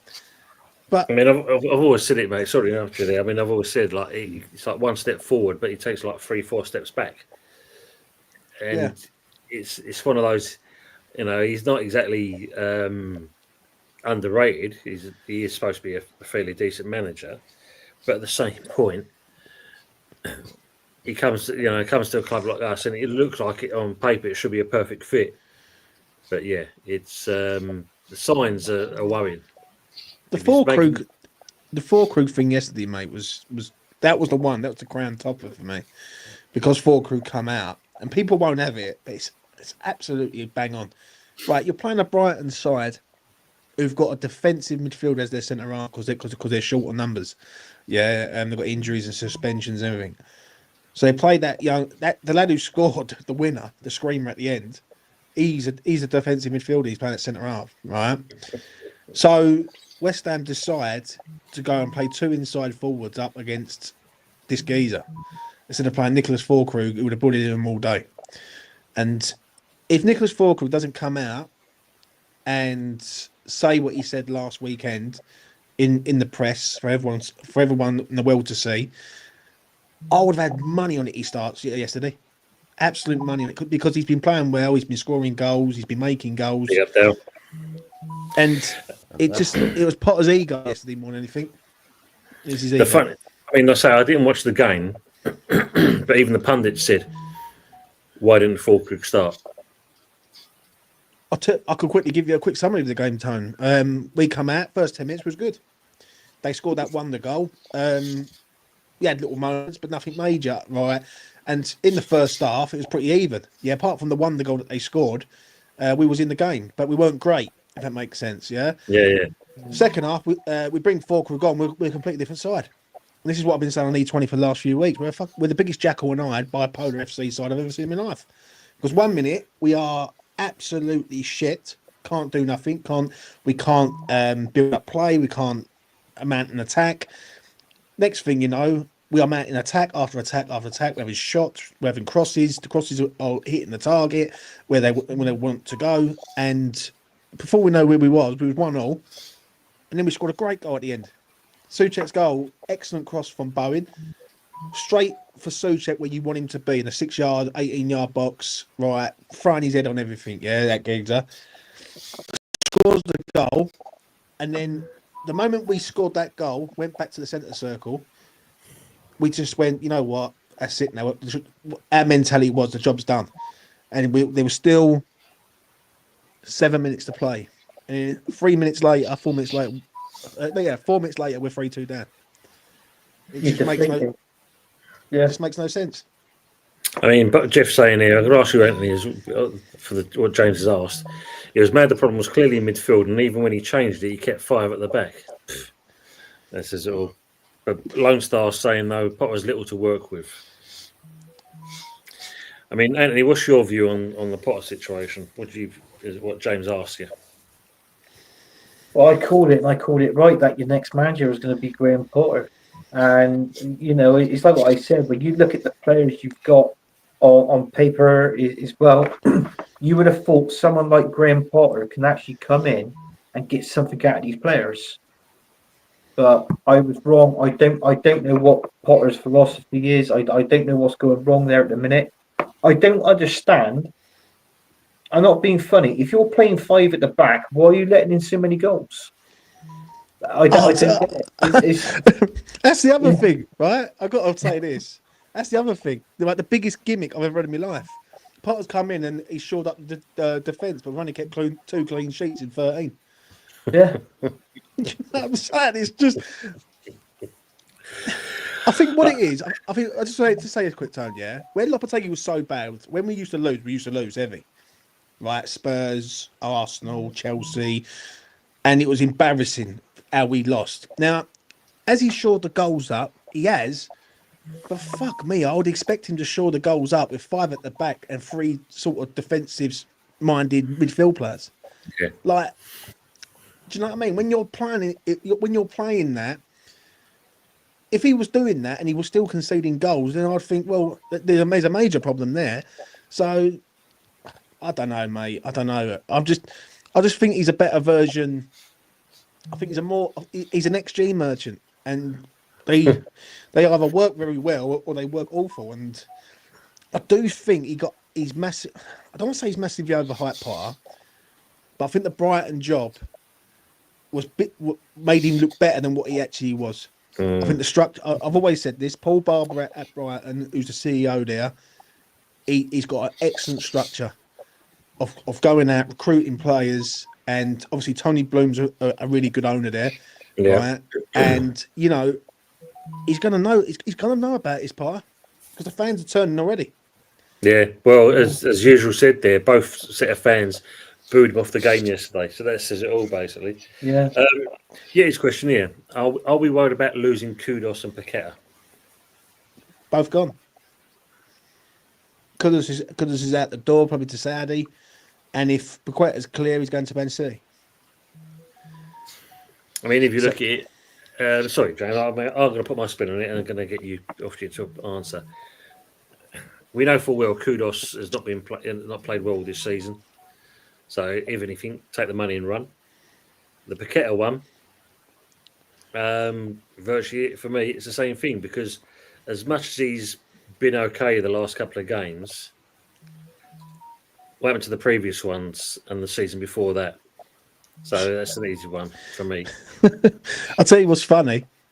Our goalkeeper's got more assists than Lucas Paqueta. And that's no joke. That's actually, I'm actually being serious, right? Lucas Paqueta's played, 30-something games. He's not got one assist. And he's an attacking midfielder, stroke 10. Not one assist, not once, which is embarrassing.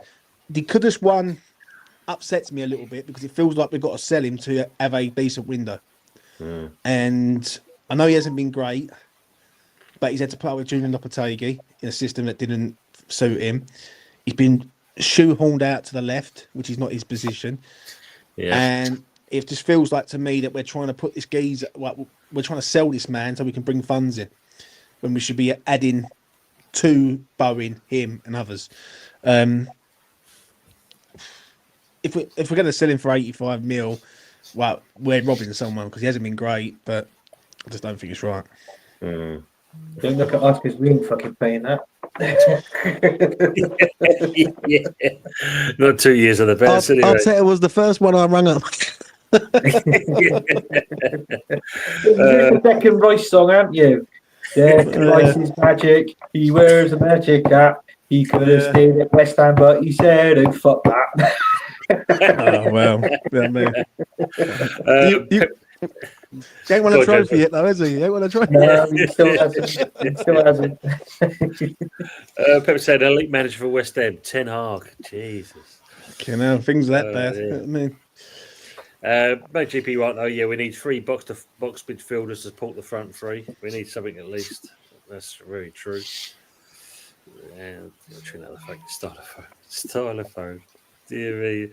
Oh, Vitor Pereira, well done, Ryan.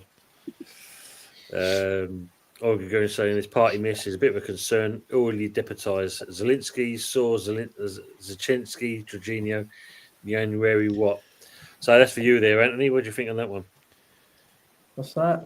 Sorry. So this is off about the your game coming up. Your obviously party's going to be unavailable. Yeah. So he's saying a bit of a concern of who would deputise.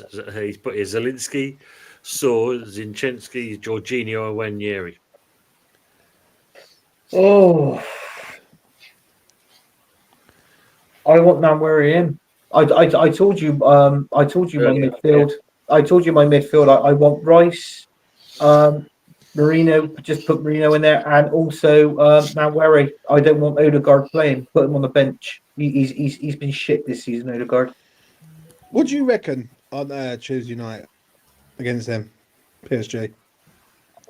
Do Do you know what I actually said at home, at our ground? I think we could win 2-1, and away, I think it'd be 1-1. So we go through 3-2 on aggregate. It's going to be a very close game. Yeah. So that's my opinion. But if we do, be honest with you, James, if we do go on to the final, I'd rather play Barcelona than Inter Milan because I feel that we can score goals against Barcelona. But Inter Milan, I think they've only conceded 5 goals or 6 goals in the whole competition at Inter Milan. I think someone was saying. yes, their defense has been amazing. That would be a tough night for Arsenal if we got to the final and we had Inter Milan. So I prefer to play Barcelona. You got to what it is with PSG. You got to stop. Who's the winger? Flying winger for them. The one who plays for Georgia. Oh, give her a Skelly or something. Yeah, him. Yeah, You call him him. Yeah. He's a quality player, that kid. Like, do you know what I'm saying? And I think they've got quality over the park. The only thing I will say is it seems like in the second leg they start to run out of steam. They've done it against Villa. They've done it against they didn't really do it against Liverpool, but they was rocky against Liverpool at Anfield. And it seems like if Arsenal can win at home without conceding, Arsenal win the final. I think Arsenal go to PSG and hold them out. Yeah. Do you know what I mean? But it all depends on Arsenal, though. James, we've already beat them this season. PSG 2-1 in when we were in that group stages. So, you know, I know it's over 2 legs, but in all fairness, I feel that we can most probably do a job there. And what did you think of them when you played them? I thought they were okay. You know, I thought they were all right. Attacking wise, brilliant. Defensive, they're good in defense, but the key in that PSG is that midfield. For me, that they got so many attacking players. Ruiz, is it? Fabio Ruiz, yeah. I think he's an excellent player, Spain international. Yeah. Obviously, Dembele, you're going to have to keep an eye on Usman Dembele. I think what it is with PSG, they're going to come and play on the counter. They're deadly. And Hakimi is, I think he's a quality little player, that kid. Do you know what I mean? He's quality on the pitch and he's quality in the lawsuit because his ex tried to have him over with a load of money and he managed to get one up on her, didn't he? So, always make sure you keep your money to your mum. That's all I'm going to say on that. Take note, kids. Obsidian curses. I think Potter was pissed with the players. They keep letting him down. I feel on that one. And Ravi's asking the question. I think, James, you already mentioned this one already. Do you fear West Ham might get relegated next season? I think we already know the answer on that one. I hope not. It's a bit like that. Imagine the Sunday night takeaway and we're in the Championship. Fucking feel all right, isn't it? All these Premier League bastards, you know what I mean? We just kind of we remember the day when be one of those. How'd you get against Preston today, lads? Yeah. Well, I'll tell you what. We'll be saying Wrexham there. Yeah. Wrexham. You know. Do you reckon they'll do it again next year? No. Not. That is, you know yourself, James. That is such a hard league, the Championship, and it is. I think, to be honest with you, you look at the standard age of Wrexham. They've got the ex-Burnley striker who's like 36. What's his name? Fletcher, isn't it? Stephen Fletcher did that front. Stephen Fletcher, and is it both? I can't remember. There's another one as well. So they've got so many old players there. It's unreal. It's like they're attacking, but the age of their attacking players is like the same age as West Ham's defence. I think. I think next year what they will do is they will maintain Championship status. That'll be the first thing, to maintain that. Then the second year, they will build. Probably they will either try and go for it the following year, or it'd be the third year in that they're going for it. You know what I mean? If they do it again, fuck me, they're unreal. Absolutely. I mean, again, because I did see today, and it was obviously superimposed, but Jamie Vardy to Wrexham. Wouldn't surprise me, mate. It's possible. It's surprise possible. me. You never know, do you? No, I think we talked on Leeds as well. And do you know what? It won't surprise me because he's not really playing many games and all that. If Wrexham didn't go into Patrick Bamford, the striker there. They will flood out. They will flood out their team with championship players. What they're doing, Yeah. and I've got to give them credit because I remember them when they was in the National League with Dagenham Redbridge. Yeah, and right, I remember seeing them play and all that. I remember when Dagenham beat them, like hammered them at Victoria Road. And what they've done is each year that they've gone up, they've flooded their team with better quality than the league itself. If that makes sense. So That's right. so when they was in League Two, they had League One players. Yeah. They had like Paul Mullin and like all these other merchants. I remember they signed the geezer from Wimbledon. Yeah, defender. Can't remember his name, but he's solid centre half, and he went there for big money. And they were signing them sort of players to make sure that they was at the high end. Do you know what I mean? It's a different ball game now because now the money starts ramping up. Do you know what I'm saying? And the wages start ramping up now. To be fair, I would find it hilarious if they actually did not move away from that. So the second they go to the Premier League, they start signing Real Madrid and Barcelona starters. And you're just like, what the fuck are these people on? Like, how much money is Ryan Reynolds and stuff? Other blokes rolling in?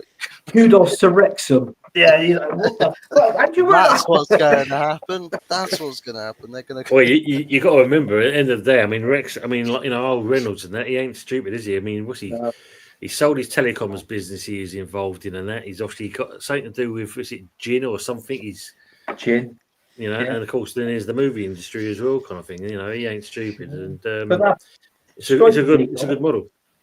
Yeah, that striker they got, Paul Mullen. He was in the Wolverine and Deadpool film. He was the one with the Welsh flag. But he's another one. He was playing for Cambridge United. And I think Cambridge were in League One at the time, and then obviously Wrexham were in League Two. And what they've done is they paid the money, and you got to give it to them because they've regenerated the ground. Yeah, and this is what pisses me off with our owner because he's done nothing. Do you know what I'm saying? And then I look at Wrexham in the space of 5 years, he's turned that club from a National League side to a Championship side in the space of 5 years, and fuck knows where they're going to be in the next 5. It wouldn't surprise me if they end up in the Premier League within 3 years. It would be unbelievable. It would be absolutely unbelievable if they end up coming up next year. Wouldn't surprise me, but it'd be unbelievable. It'd be like, because when I look at the teams in it, like Coventry are a side that seems to be improving with time. Borough, Sunderland, your lot, Bristol City.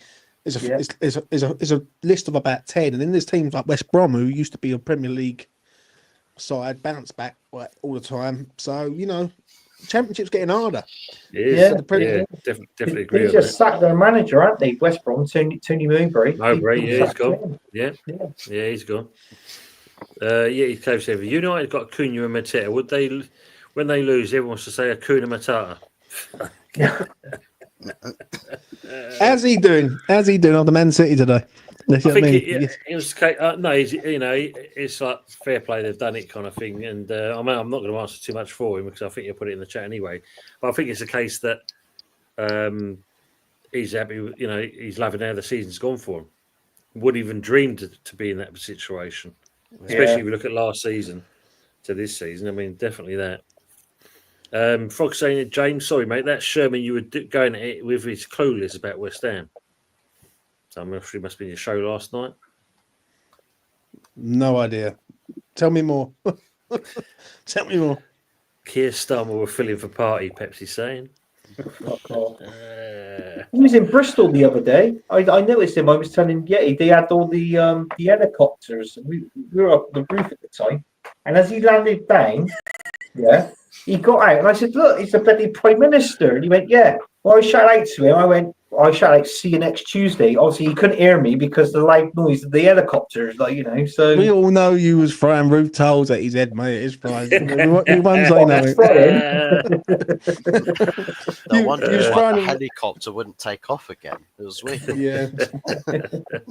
That's why he's been in Nick for the last 48 years. Good evening, Jason, as well. Good to see you in the chat.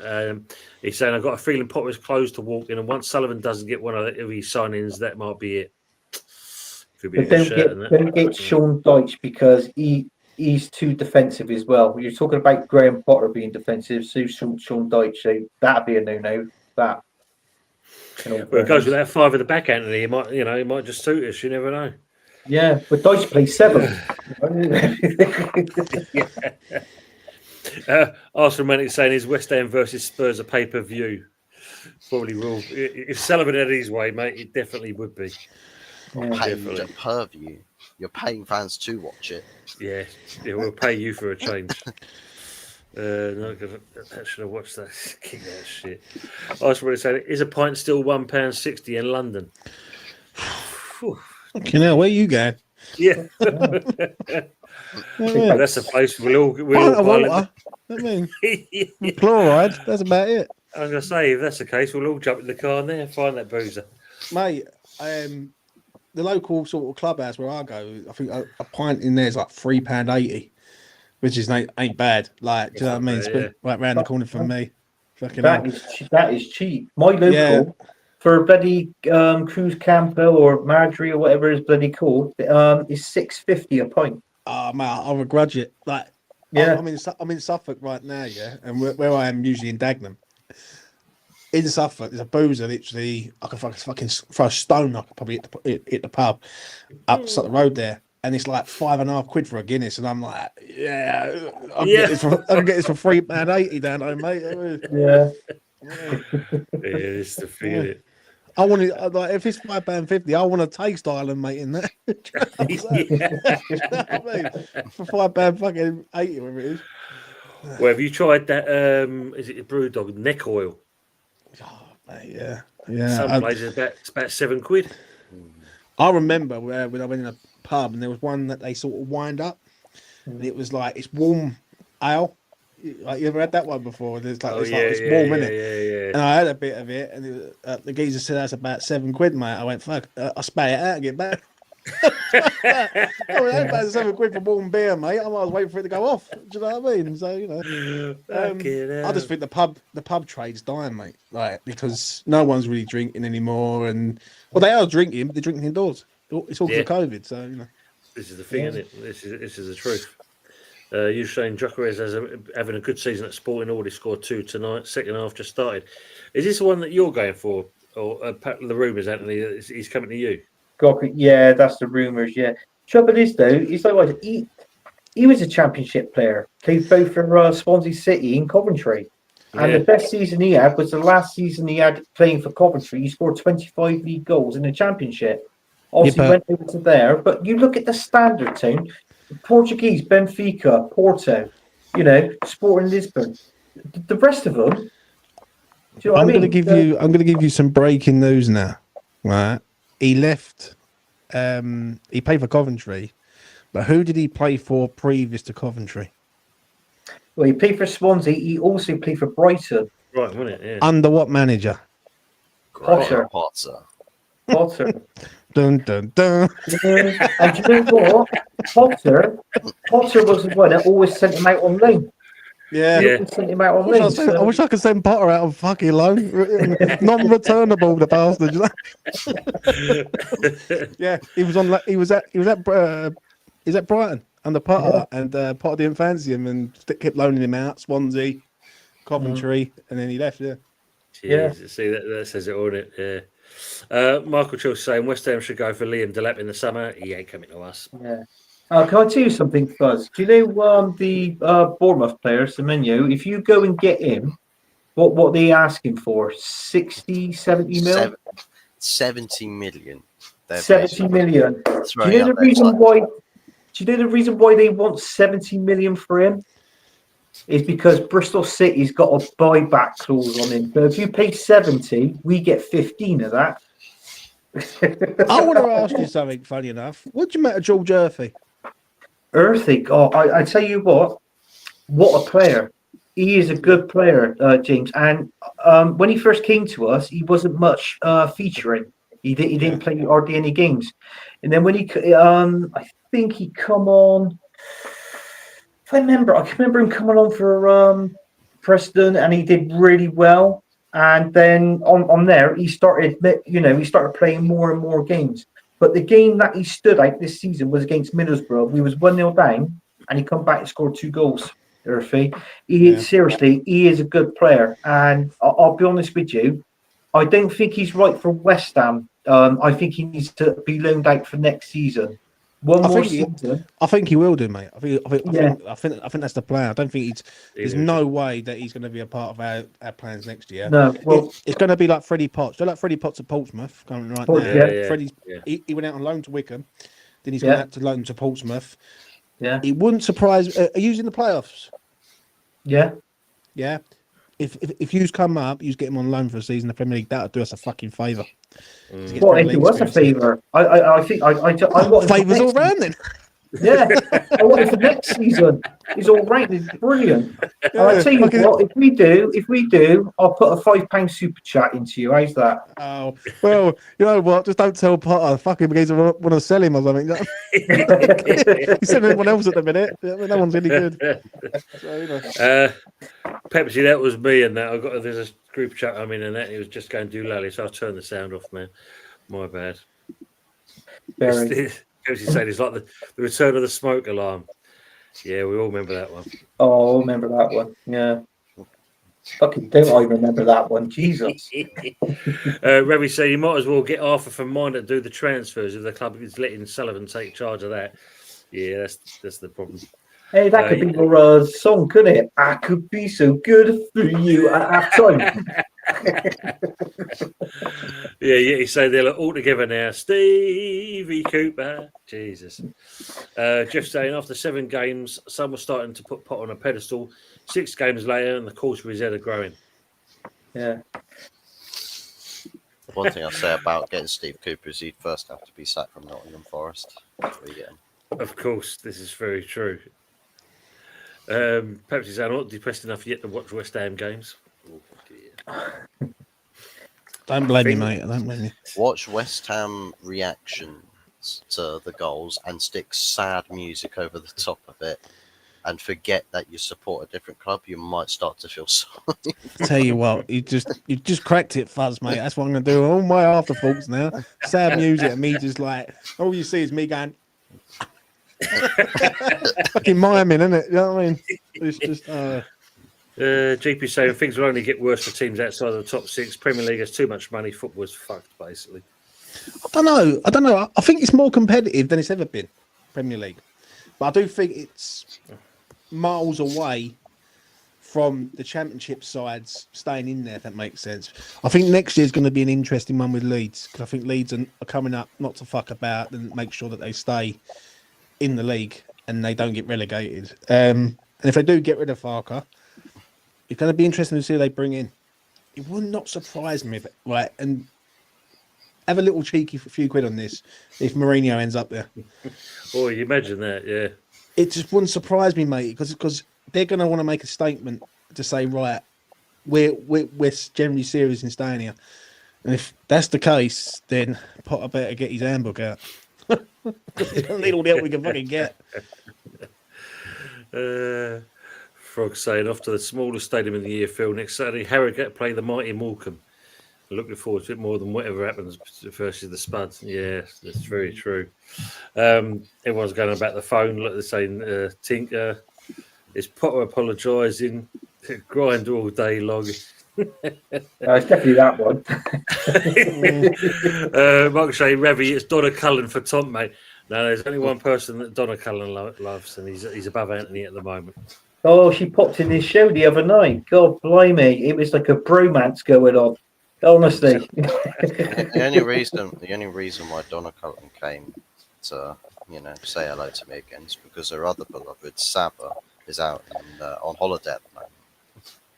So once he's back from holiday and carries on with his shows, she'll be right back in there.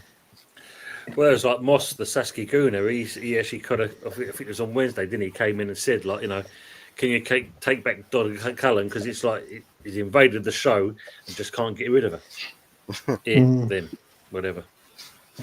It's Russ from West Ham Network. Let's spit roast Gonzo, make GP out. Jesus Christ. GP. Budgie trying to get onto the show. Oh, man. Pelosi say Potter could be the final nail in the coffin for Ange.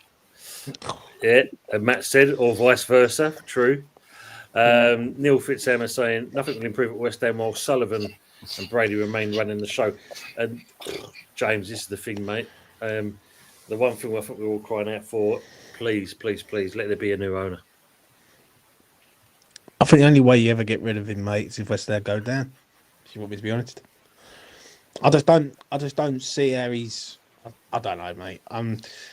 I fought the fight for a long time with Sullivan, and this summer, he's in one way. I'll just say this quick. In one way, this summer might open everyone's eyes to say this is what the real problem is at the club. I think some people say it's the problem, but then they forget about it for a little while when we're doing well. This summer's going to be the one, because now Sullivan's in charge of transfers and he's got no one to fall back on now. Can't fall back on Macaulay because he's the one who's having the final say on it all. So I don't know, mate. I don't know. I'm just gutted. I'm more gutted than anything because finishing 9th last year, and people say it's one of the worst seasons going. And then I look at this season and we're 17th in the fucking league. This season is one of the worst I've witnessed for a long time. Ever since probably Everton Grant, if I'm being honest. Yeah. Do you know what I mean? Anthony's brother here, Richard, he's saying, look, you know, Potter overrated, done nothing as a manager in the Prem.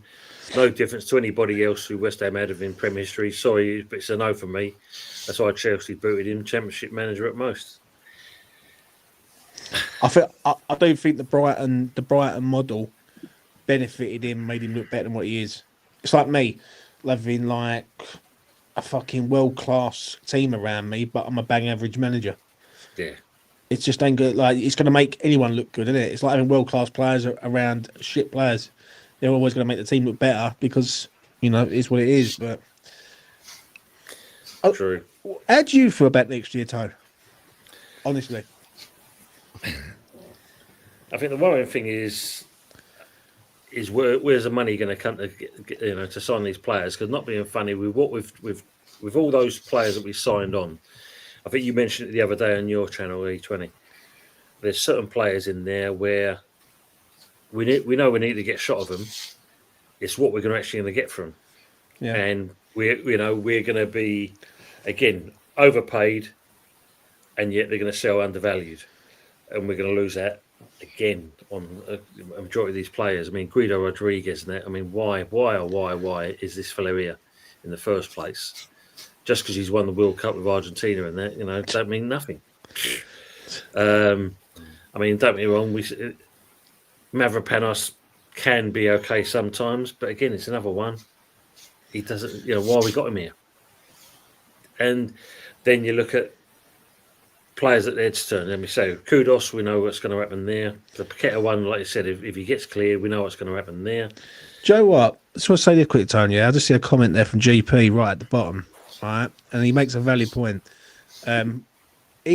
What he just said is basically we spent 144 mil to finish 17th, which is it's mad when you think of it like that. Like 144 million, and somehow we're worse. Like, how does that make any sense? Mental. 150 million and round one. I was going to say. Yeah, but you ain't in threat of going down, though, mate. We're always in threat of going down. Like even the most pessimistic West Ham fan will always look at it and go, "Well, we've got to get to 40 points first before anything." Do you know what I mean? Because especially if the season starts slow, we're always like that. It's just I actually thought we'd gone past that stage. I really did. I think like when we had that sort of consistent top 10 finishes, I thought we'd gone past that. But I said to the boys yesterday, and I was raring with literally Lucas and Mitch for about 50 minutes yesterday. Right, it was good. I don't get me wrong. I get what they're saying, and I understand it that they're looking at it from a sort of positive outlook. Right, this season's dead. What can he do now? What is he going to achieve? My attitude on it is basically, he's here. He's been here for over, I think it's about 13 games he's had in charge, 12, 13 games. And what I've seen is he hasn't improved no one, and the team's slowly getting worse. Like, listen, if he's improved 4 or 5 players, or 3, say he improves 3 players, I'll go, all right, cool. I can understand that. He's improved 3 players. You can see that. He hasn't improved no one, mate, if I'm being honest. Like, and we look worse. Look worse. So, I mean, for me, it's at the board level. What the hell's happening there? Because, does Gold want to get out? I mean, we've got Kretinsky.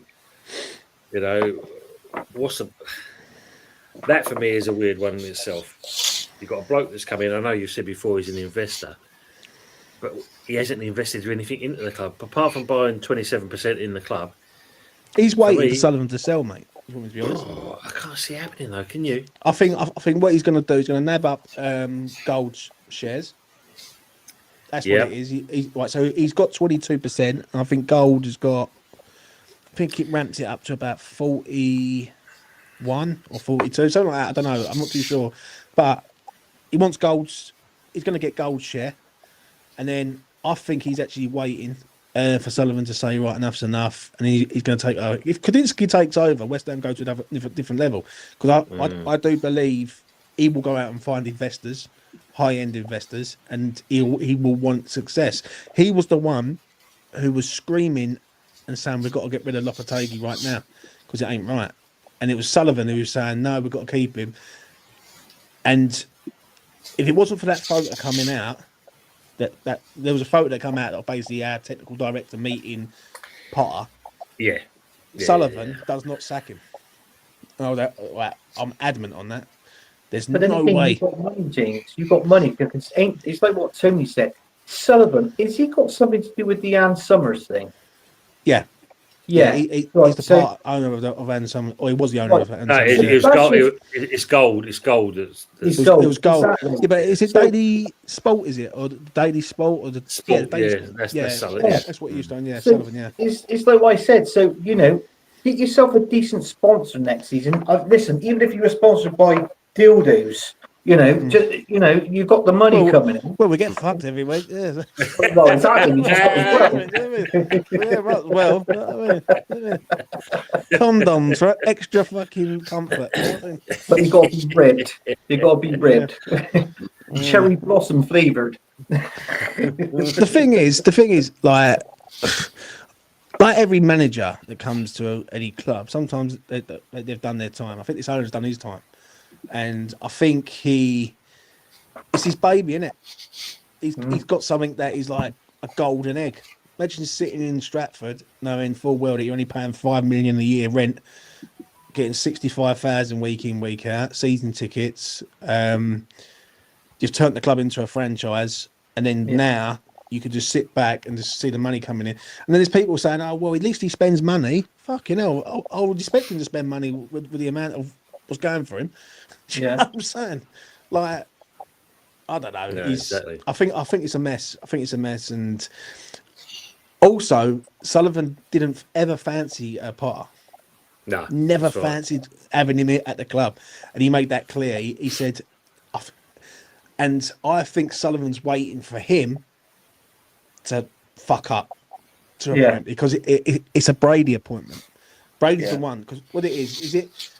I might have got this wrong, but it's either Brady knows him from school, or her husband used to go to school with him, or played football with him, or something like that. I don't know. Yeah, there's some connection like that, isn't there? Yeah. So and Paul Pascalidou, isn't it, or whatever? Yeah, Pascalidou. And I think Sullivan's like sitting there going, right, you can bring him in, but we're going to see how he gets on.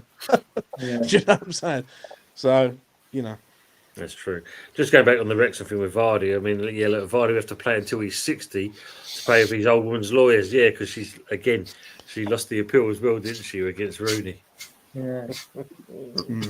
Tom, do you know for Wednesdays at the show? Can we have like you're good at putting like thumbnails and stuff like that.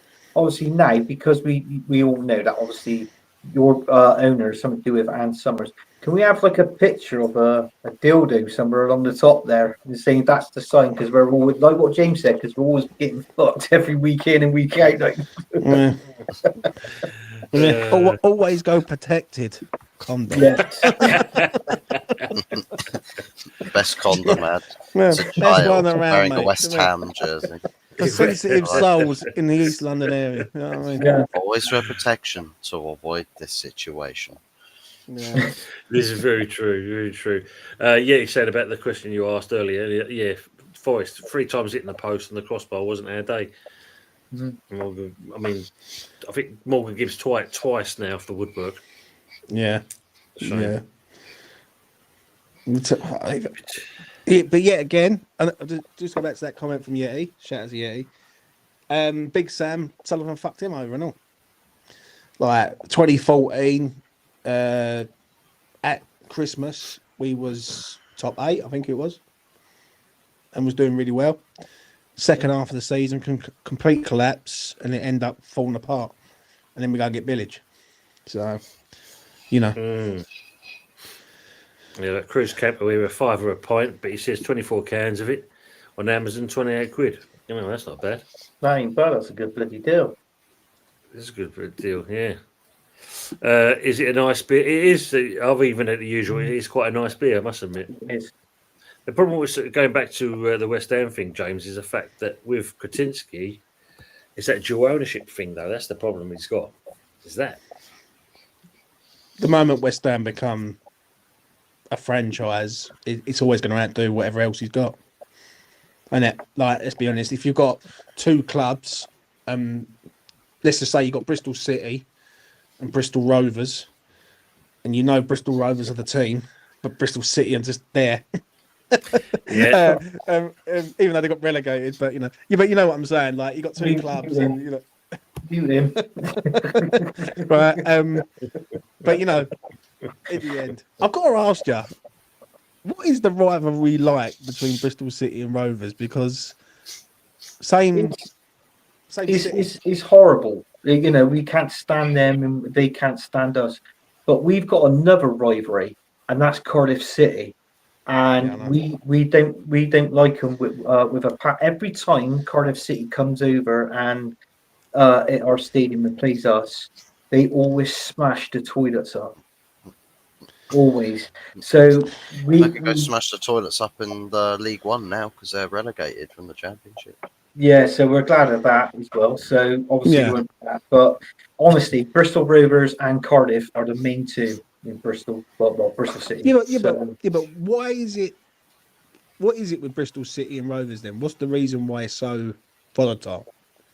Well, because you've got it's just the 2 separate teams in Bristol, and obviously we just hate one another with a passion. That's what it is, James. To be honest with you, just sum it up in a nutshell. That is it. We hate them, and they hate us. And their precious Irene, yeah. We don't like her because she's obviously not being funny. She's getting finger blasted in the fucking public toilets. So obviously, that's... I'm so glad my internet cut it out when you said finger, and then it just cut out for a second. So yeah, you know what I mean? He's not talking about you, love. I'm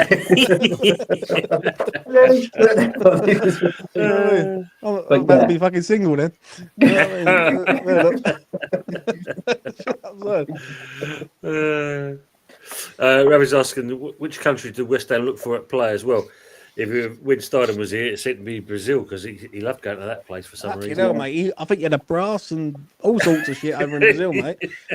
He actually went there 4 times in a space of about 3 months, and he never brought anyone back. And then he goes out there in the summer and brings one player back, and definitely the brass out there. 100%. Yeah, really into that one, isn't it? Yeah. Richard saying was at the West Brom and Sunderland game last couple of weeks. If it was mint, Did not stop running, very skillful, full pace, and finished played well against QPR too. He did. Yeah, it's good. That's what we want to see. See the youngsters doing well.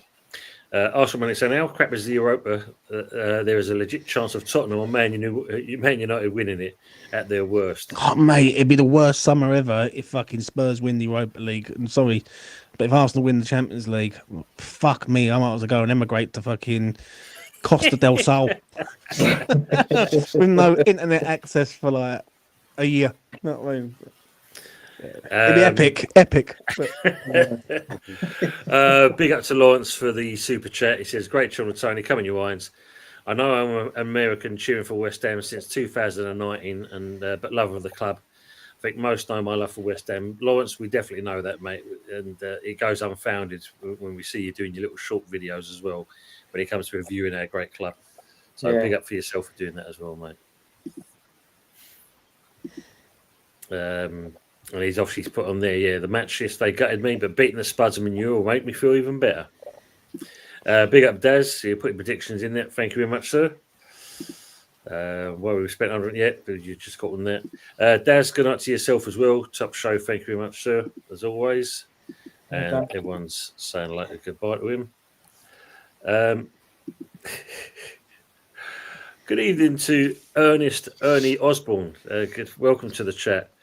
Sullivan will get us relegated and then still up, leave us in the shit. That'd be an interesting one.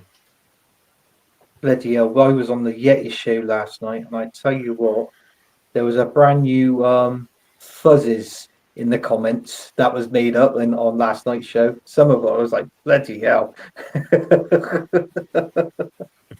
That's right.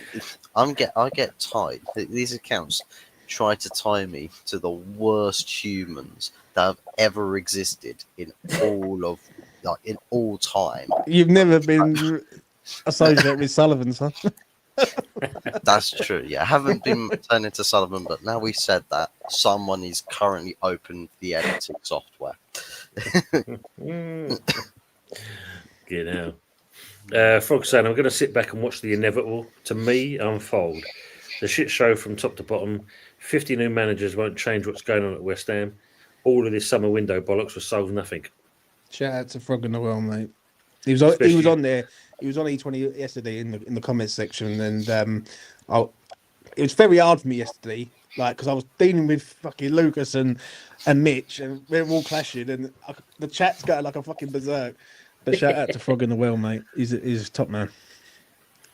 That's good stuff. Readers was. Ernest also comes in with delusional fans who say give him a season and or give him his players can F off as well out of the club. I mean, we hear it too often now. That's the problem. At the end of the day, you can only work with what you got for at the moment. I know, okay, we've got injuries and stuff like this, but what other club hasn't? So we should be doing better with this. So, yeah, I agree with what Ernest is saying there. Big hairy growlers. What the hell? Get sponsored by Bend Over. Ernest also says Gio and Gonzo from Hammer's chat right up Potter's back passage after yesterday's result and game.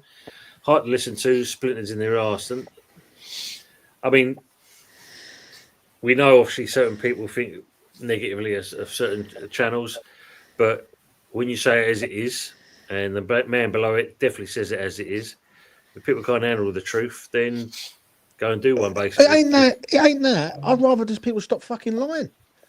I'm going to be honest. I've done YouTube now. It'll be 4 years in September that I've done YouTube. Ever since I started in 2021, September the 1st. I remember when I started. And all I keep hearing is just shit. There's a lot of it is gaslighting.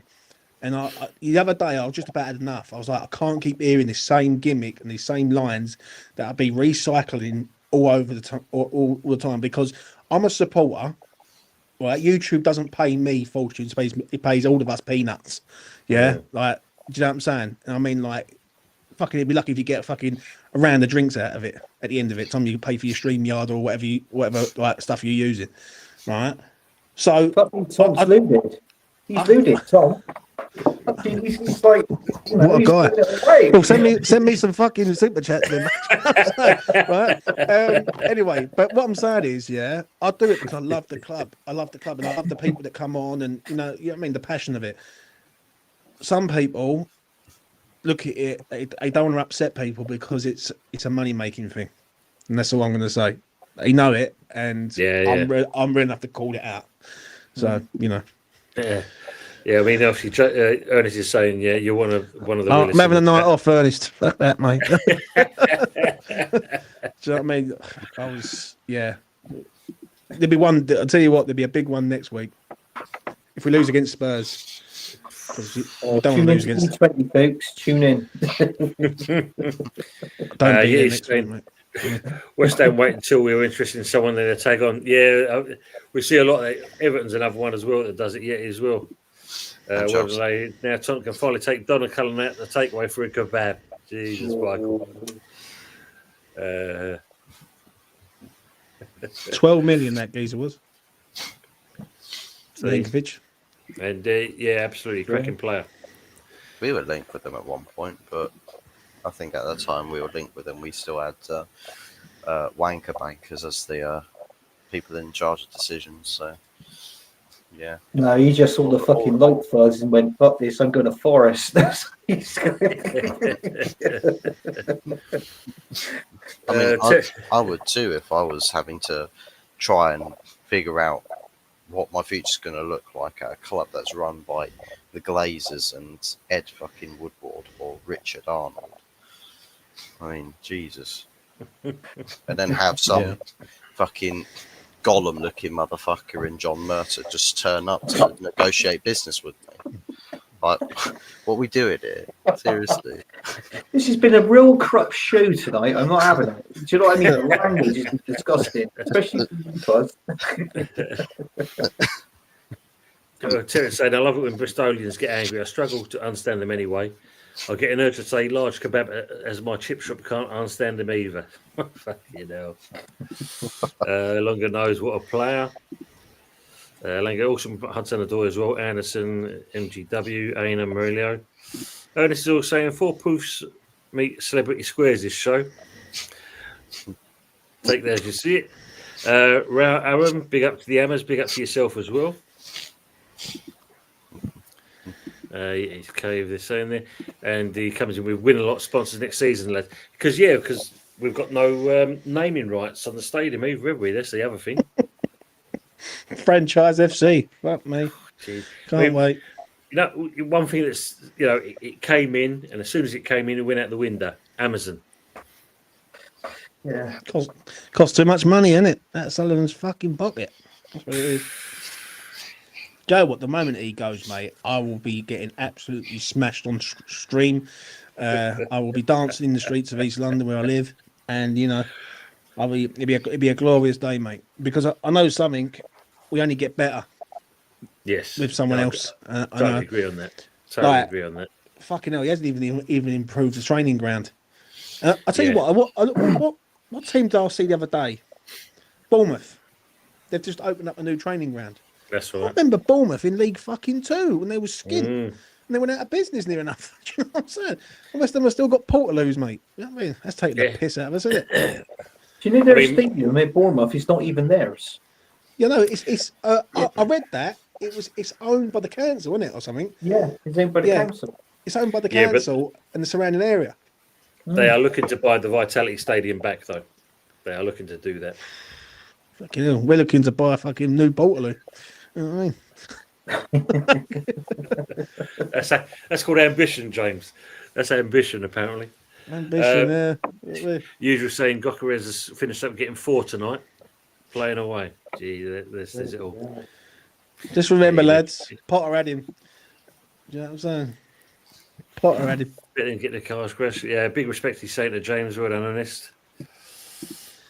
Yeah. I don't know, talk about Dodder's kebabs. Yeah, not this time of the night anyway. West Ham will edge out Spurs. The manager has nothing to play for. He's a goner. Yeah, Ange, I think he is definitely on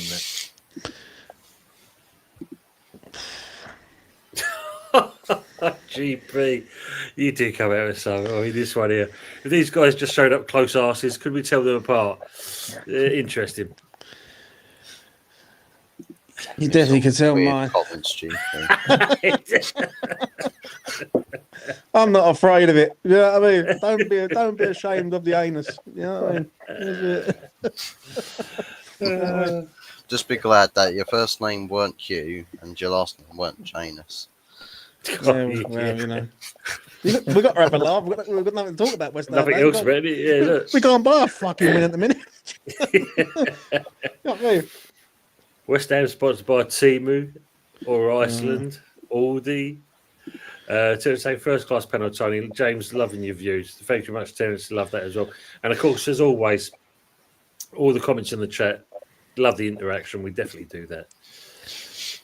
I think we'll go to the ice beater. Money talks in the Premier League. Very true. Greg's Samaritans. Yeah, that could come to mind. You know, yeah. Bad shout. Fucking little centre aisle, mate. Yes, yeah, that's for sure. Neil's coming in and saying, "Keep No, you important." Sorry, I've got an idea. comment. Home bargains. That's definitely Sullivan. Yeah. That is, isn't it? Yeah. Or Poundland. That'd be a fucking other one, wouldn't it? Poundland. Do you remember that? Oh, no. We go back old school, and that quick save. Yeah, That's quick the one. save, mate. Quick Quick save. save. 99. Oh, was it? What was it in Ireland? Everything, the 1.99 store, but everything was £2. That's right. Yeah. There's a place like in East Ham High Street. There's a shop like that. 99 Yeah. pence or less, and you go in there, and that, you said, "Yeah, say to £5." What the fuck? You That's signed it, yeah. Yeah. Neil saying, Okay. "Keep even putting these his own players. Who's going to sign for West Ham when the club is so shite from top to bottom?" A good shout, and that's the problem. I agree with Neil. Shout out to Neil. Who wants to come into that? It is a big problem. Yeah, I think Alvin Martin. I hear the rumor he's making a comeback. GP's just smashed it out the park. Shout out to GP. Pound stretchers. Fucking that is ideal for fucking. Stretches, yeah. That is ideal for Sullivan, mate. Pound muck stretcher. You know what I mean? Yeah, he come in with that. Yeah, he said Yeah. that, but yeah, he did it first. Pound stretcher. Spa, look at that. Yeah. Pound, you know, I've 99 got a pence co-op. store. Co-op. Co-op. Other co-ops are available. You could be like Dagenham and Redbridge, sponsored by funeral directors. Fucking hell, that's enough to turn you mad, isn't it? Is it? Yeah. Western go. Yeah. No. Well, you sponsored by B-Wise at one time. I don't know, mate. Dagenham Motors. That's the first kit I remember getting. I remember the BAC window firm. Do you remember that years ago? BAC, yeah. BAC, yeah. And then Dagenham Motors coming in, I think it's like 94 or 95. I remember it because I remember ever getting the kit. And obviously being from Dagenham, used to see the Dagenham Motors. It's like, it goes hand in hand sort of thing. Dagenham Motors, West Ham kit, etc. So yeah. And then I remember one year we had no fucking sponsoring. I think it was like 2008, 2007, 8 or 9 or whatever it was. There was no, like, we had, was it Bet? What was that firm that went bust? Was it Bet 365? No, it went Bet. It went for 365. It was Bet something. Someone in the chat helped me out. It was Bet something, and it was in like China or Japan or somewhere. Fucking, and yeah, they all fell apart. So you know. Oh yeah, the writing on the end of it, didn't it? Yeah, and then you had to take it off. So you know, bet something. I mean, don't bet, lads. Fuck it. Look at that. I'm better than us. James, you got any tips for the horses next weekend? Yeah, don't gamble. I'm on a shit run at the minute, especially at fucking Sander at the weekend. I remember mate. this got fair play to James. He was doing all week. He was doing Cheltenham, right? And I was putting in the chat this, that, and the other. And I won it on one. And he turned around, he went like that. He went, Anthony, you're a wanker. That's the winner. Do you know what? I didn't mind doing the Cheltenham. I'll probably do that in the summer when there's nothing, when there's no content with West Ham or anything, no football. I might do it like a Saturday, fucking, you know, just do like a race day on E20 and then do it for a couple of hours. I don't mind doing that because like it's a piece of piss. You can sort of watch the race, you get involved, have a few bets. It's a doddle. Yeah. But Cheltenham was the one because the clip is still going around Twitter now of me when Constitution Hill fell. and I've gone like that. Ballyburn. And I've gone like, Ballyburn. unbelievable, for fuck's sake. And Ballyburn as well, wasn't it? Ballyburn and all, yeah. And I'll be honest, I've done absolutely shit at Cheltenham. And then I ended the stream that day. I was fuming, right? Because I've done everything I was doing. I was falling or just getting done on the line or something. Yeah. And then I've done 2 races and Wonderwall because of Oasis. Remember, 50 to 1 shot. Wonderwall, yeah, I had him. I had that and all, because I thought, right, I've got to back that. So I think I like £5 or £6 on it at 50 to 1, which fucking helped me right out. You know what I mean? Then I backed the next race after that at 9 to 2, and then I managed to pull everything back plus about £50 drink, and I was like, fucking that'd do. Do you know what I'm saying? So, you know. I felt sorry for him. He put his hand in his pockets and pulled out. He's going like this with his cash. I think he had fucking 7 pence left in the bottom. Yeah. I remember on the stream, I showed everyone the bet. I said, I got a chance of winning something, like 81 pence or some shit. Do you know what I mean? Because everyone just kept doing me every single time. I was like, Jeez. That was one of the worst. That was one of the worst quality Cheltenhams I've ever watched. Oh. Because usually at Cheltenham, I usually do pretty well. Like, not amazing well, but I usually do pretty well. Fucking everything was just falling and going over, and the favourites was just not winning, and the outsiders were just picking up and destroying the field. So yeah, fucking hell. I'm so glad I'm over that. Yeah, I didn't do too bad, Jinx, but you know. I know you didn't. You told me 74 times. Didn't you? Yeah. Just to All make that sure. money, he didn't put a fucking super chat in, though, did he? The time. I was like, Ant, come on, mate. Like, feed the homeless, for fuck's sake. Nothing. Oh, Nilch. Neil. who remember these stores? The Netto stores. Who remember them? They were Yeah. cheap. Yeah. Scope as well. Londies. Remember? London, yeah. I've got about 75 Londies around mine. You know what I mean, everywhere. Oh, Londis. Londies, yeah. Yeah, I remember that. Revy's asking you, Fuzzy, do you see much positive for United going into the next season? Probably, well, not really on the side of football, but there'll be plenty of positives on the form of tests if Bonnie Blue goes there on a tour. There'll be plenty of positive tests. Shout out Bobby Blue. Other men are available. Thanks, fam. Just put it SBO bet. Ah, Jeff, you're a legend of the game, mate. You're a scholar. Do you know what I'm saying? That was it. SBO bet. I know it was something to do with betting because I probably applied to fucking join and got banned. So yeah. Betfred. You know what I've been there as a dump. RNIB would have been a good tie-in. Jeez. Tandy. Remember the old Tandy stores? Oh, I remember that. Yeah, Tandy. Yeah. Explain to me what Tandy is because I'm not familiar. It was an electronic piece, wasn't it? Yeah, literally. You could literally buy all electronic components, make your own circuit boards, do the whole shebang kind of thing. What's the one that's closest to it, I suppose, is kind of like Maplin. Oh, right, yeah. I remember Bernie in for Saturday. Yeah. I remember the actual theme. I remember the song they played for the advert. That's going back some, but no, Tandy, you could buy all sorts of things. Yeah, but it was and if also you was close to a Tandy, if you was close to a Tandy, you know you weren't far from a Curry's. Yes. Yeah, that is true. That is true. I've been there. It's a dump that shop. Yeah, they're all gone. TK Maxx, but Dave's Corner Shop. That's the one. Neil saying, was it a dodgy airline that went tits up when the isolated imploded? Yeah. Well, you've had a few of them over the years, haven't you? Laker Airways, Betty's Fish and Chips. Yeah, there. Terence saying, for some reason, Toby the gay bulldog likes it when you laugh, Tony. Nothing bad, mate, but he likes you. Honest truth. It's the voice, isn't it? It must be the voice. Sponsored by Skinflint. Yeah, that's a great one. Obsidian, something like EXO.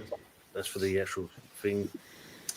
Scrimpers and Scrooge, new West Ham sponsors. Arsenal Manic saying. Yeah, that's it. That was it. Obsidian. Yeah, EXO something. Man said Oxo. I think there's a shirt with EXO somewhere. Hammerite. Dear me. You're hiding. I also want to say new sponsored Bog Standard. Hammerite, bloody hell. Bristol City was sponsored by them at one time. Hammerite. Yeah. I remember a friend of mine, his old man had a Lancia Beta. Yeah. And you can literally see this thing fucking rust in front of your eyeballs and that.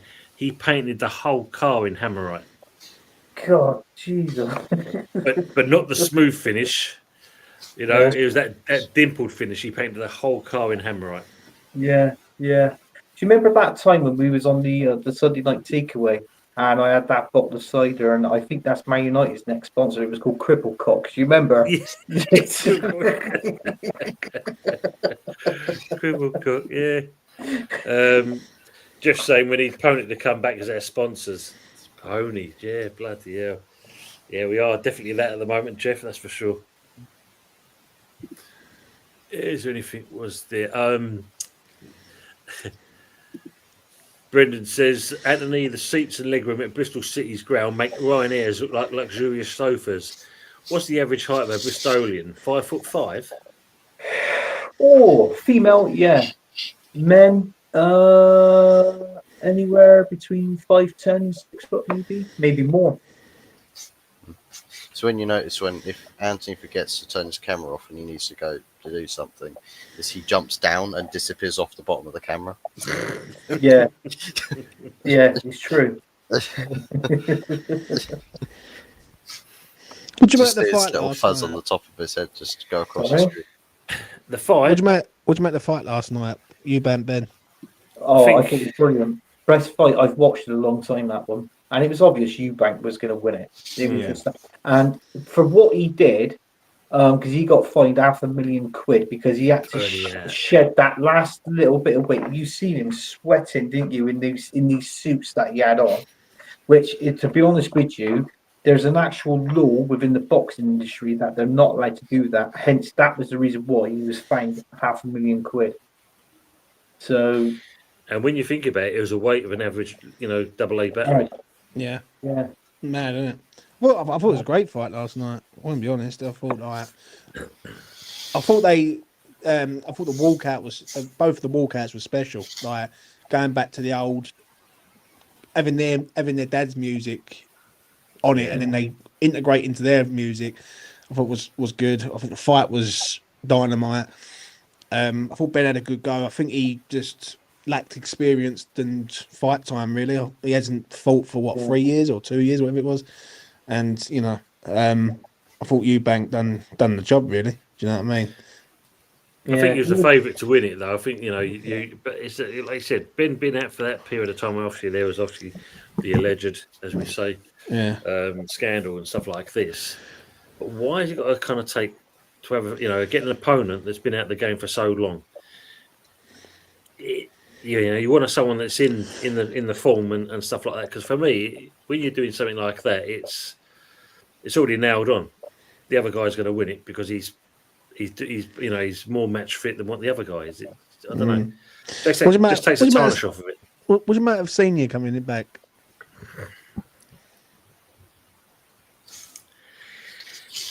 For me, I mean, obviously, I watched him when he was in his prime and stuff like that. And for me, James, there's certain matches where he definitely lost, but the WBO protected him.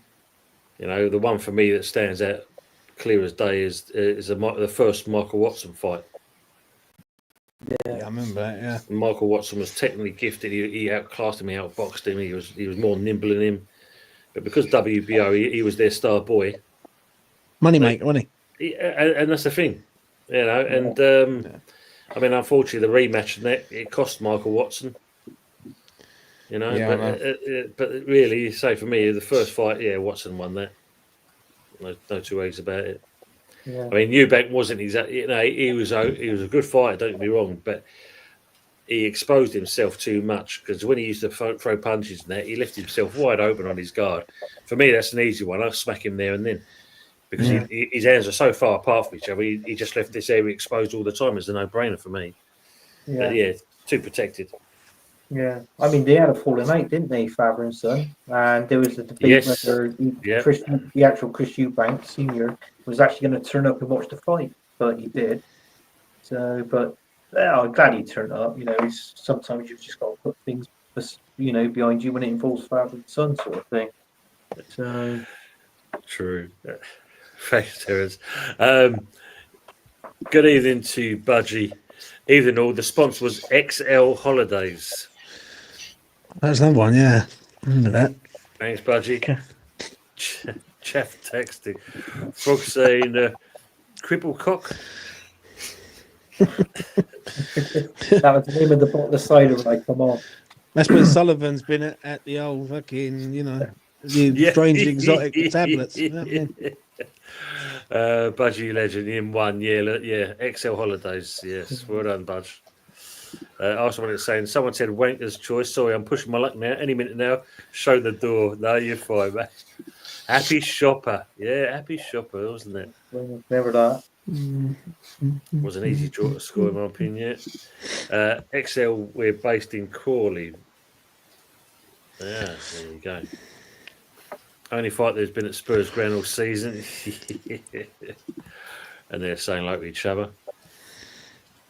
Well, you had the lead-up fights. We mentioned it before James come on, and it was this boxer who was at Arsenal fan came down. They were playing North London Forever, and the whole stadium was lit up red. And it's like what I said, all the Tottenham fans was complaining, what the fuck's going on here? What's the matter with Levy? What in this? So, but obviously Levy got some money for it. It's obvious for that. Come on, guys, I'm 50-50. Frog saying, yeah, man, I'm with you, mate. Our players should have a bad showing tonight with a big W over the top. Yeah, brother. Arsenal mate saying, Anthony Yard of a trilogy with Leiden Arthur. What was that all about? Eubank versus Ben, the Wish version. They wanted to fight Golovkin and Canelo.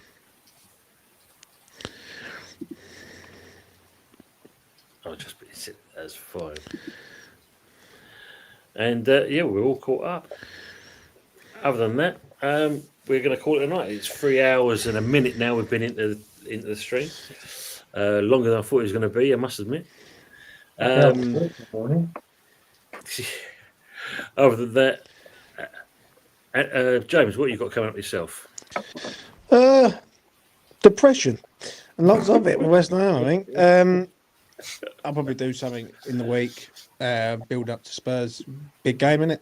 That doesn't matter if it's, like dead season or pre-season friendly or tiddlywinks. When you're playing Spurs, you want to win. So, this will be the one, really. If he gets done there against Spurs, and not just done, but done heavy, where does he go? Yeah. Yeah, this is true. I think, for me, I think, Sullivan won't give him straight away, but if anything, I think it'll be during the pre-season. He'll get shot if he's going to do anything. Fuzzy, what you got coming up yourself? Oh, well. Very true, Arsenal Manic. Tomorrow, I'll probably do sort of a go over with the game that we had today. Of course, address the elephant in the room. Our titles record has been matched. Big up, yeah. And maybe we'll have to talk about how we'll maybe never win a title ever again. And if anybody else out there that's got chronic depression because of their football club's failures, then the door's always open. Just give it a bit of a knock. There's some tissues just on the inside as you walk in. Come join us in the crying circle and share with each other our deepest pains.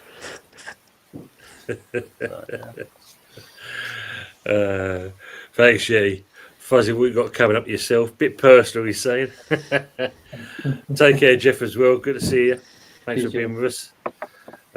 Frog saying, oh, Budgie Soz doing a brew. Good, mate. You've pissed off with this circus. Yeah. And congratulations to Liverpool, by the way. Absolutely. Anthony, what about yourself? Are you able to come on a show, or get rid of an app and get it back on your phone to make sure it bloody works? Well, if you keep it the streamer like today, yeah, I'll be on. But that time, I didn't fucking know what was going on there. I even sent you the screenshot of it. Now I couldn't go any further. It just, no matter what I was doing, sent me a passcode and all this, punching it all in. I thought, oh, fucking bollocks to this. I got to watch the rest of the game. So I just, it was a good show, by the way. But I thought, well, I'll contribute in the chat sort of thing. So that was what I'd done. So yeah, so Wednesday coming up, we got the good, the bad, and the ugly. And that's it. That's all I know at the minute. Oh, and if anybody wants to watch James at E20 after the Tottenham game, make sure you fucking tune in, because I'll tell you what, that'll be a cracking show. Yeah, and if you're lightly offended or a bit woke, other channels are available. Yeah, Because it won't be fucking mine. I know that. Yeah, so there you go. Budgie's got a quick question. Team of the season. Ooh. Well, we decided between Liverpool and Newcastle, didn't we, earlier on? So you'd have to see Liverpool and most probably Newcastle second if you want a second team.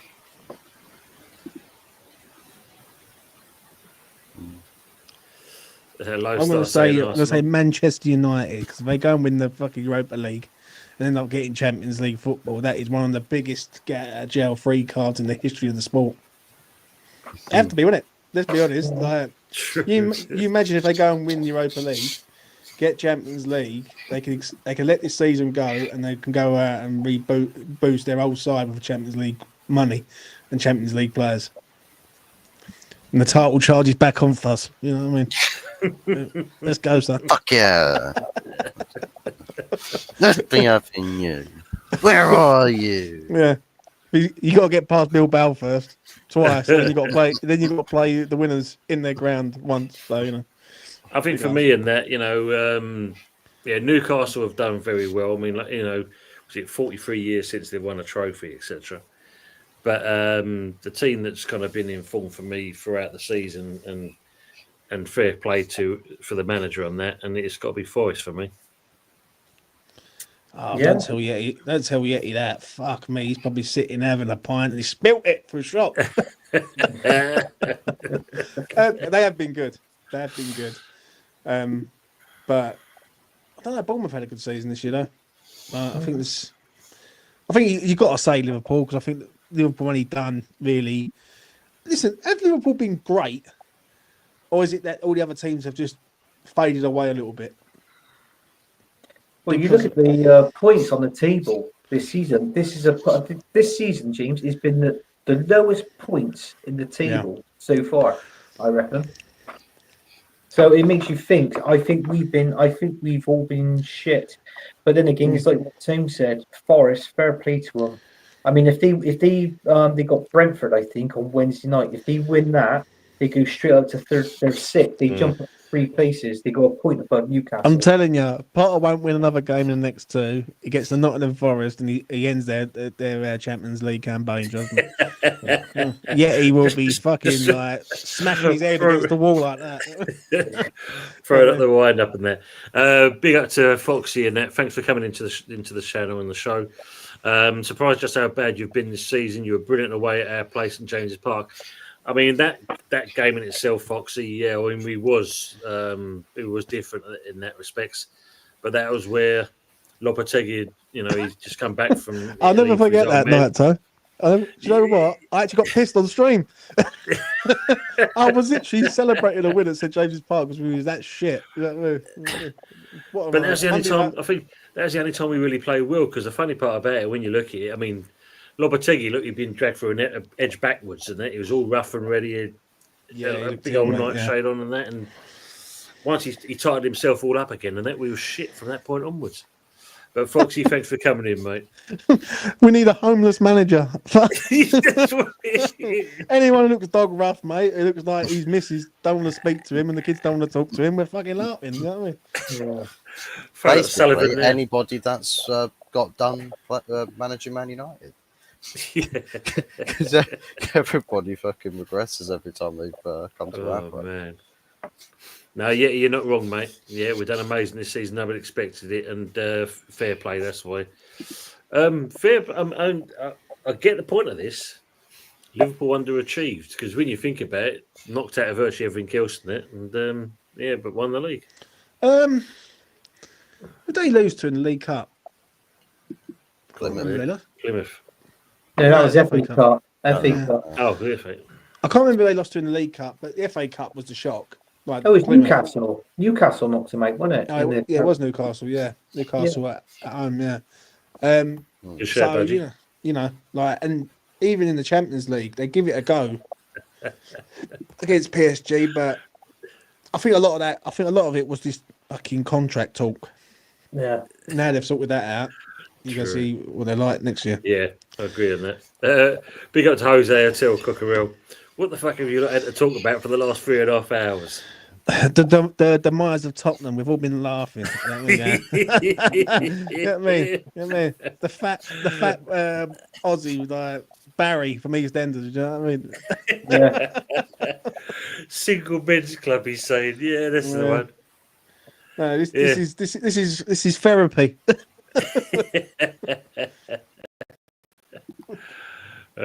Spurs are good God. Evening, in that. Yeah, he's saying Nuno got a say on manager of the season, but Slot won the league, so yeah, we get that.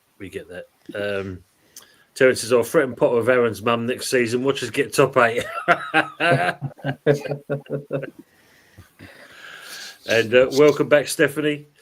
Anthony, big up, man. Big up to yourself and that. Yeah. And that should be it. So thanks everyone in the chat that's still with us at the moment. Looking at it, there's about 25 of you still with us. So thanks for hanging around for 3 hours and 11 minutes. It's been very good. Covered a lot of ground on quite a few subjects. And West Ham are shit everywhere we go, basically. Yeah. What a name that is, Tim. Hammers Football TV. God. Not a bad shout from someone. Oh, well. Royalty payments are on the way, apparently. Oh, superb. Fuzzy, you're a rich man. Well done, Fuzz. Eltel saying, boys, it's all gravy. Hope you will. Looking forward to next week. El Sakiko. And to say for you as well, Jose. It's good to see you back in here, mate, as always. 41 likes. Thank you very much, Stephanie, for that. How do you do on the subs? Time.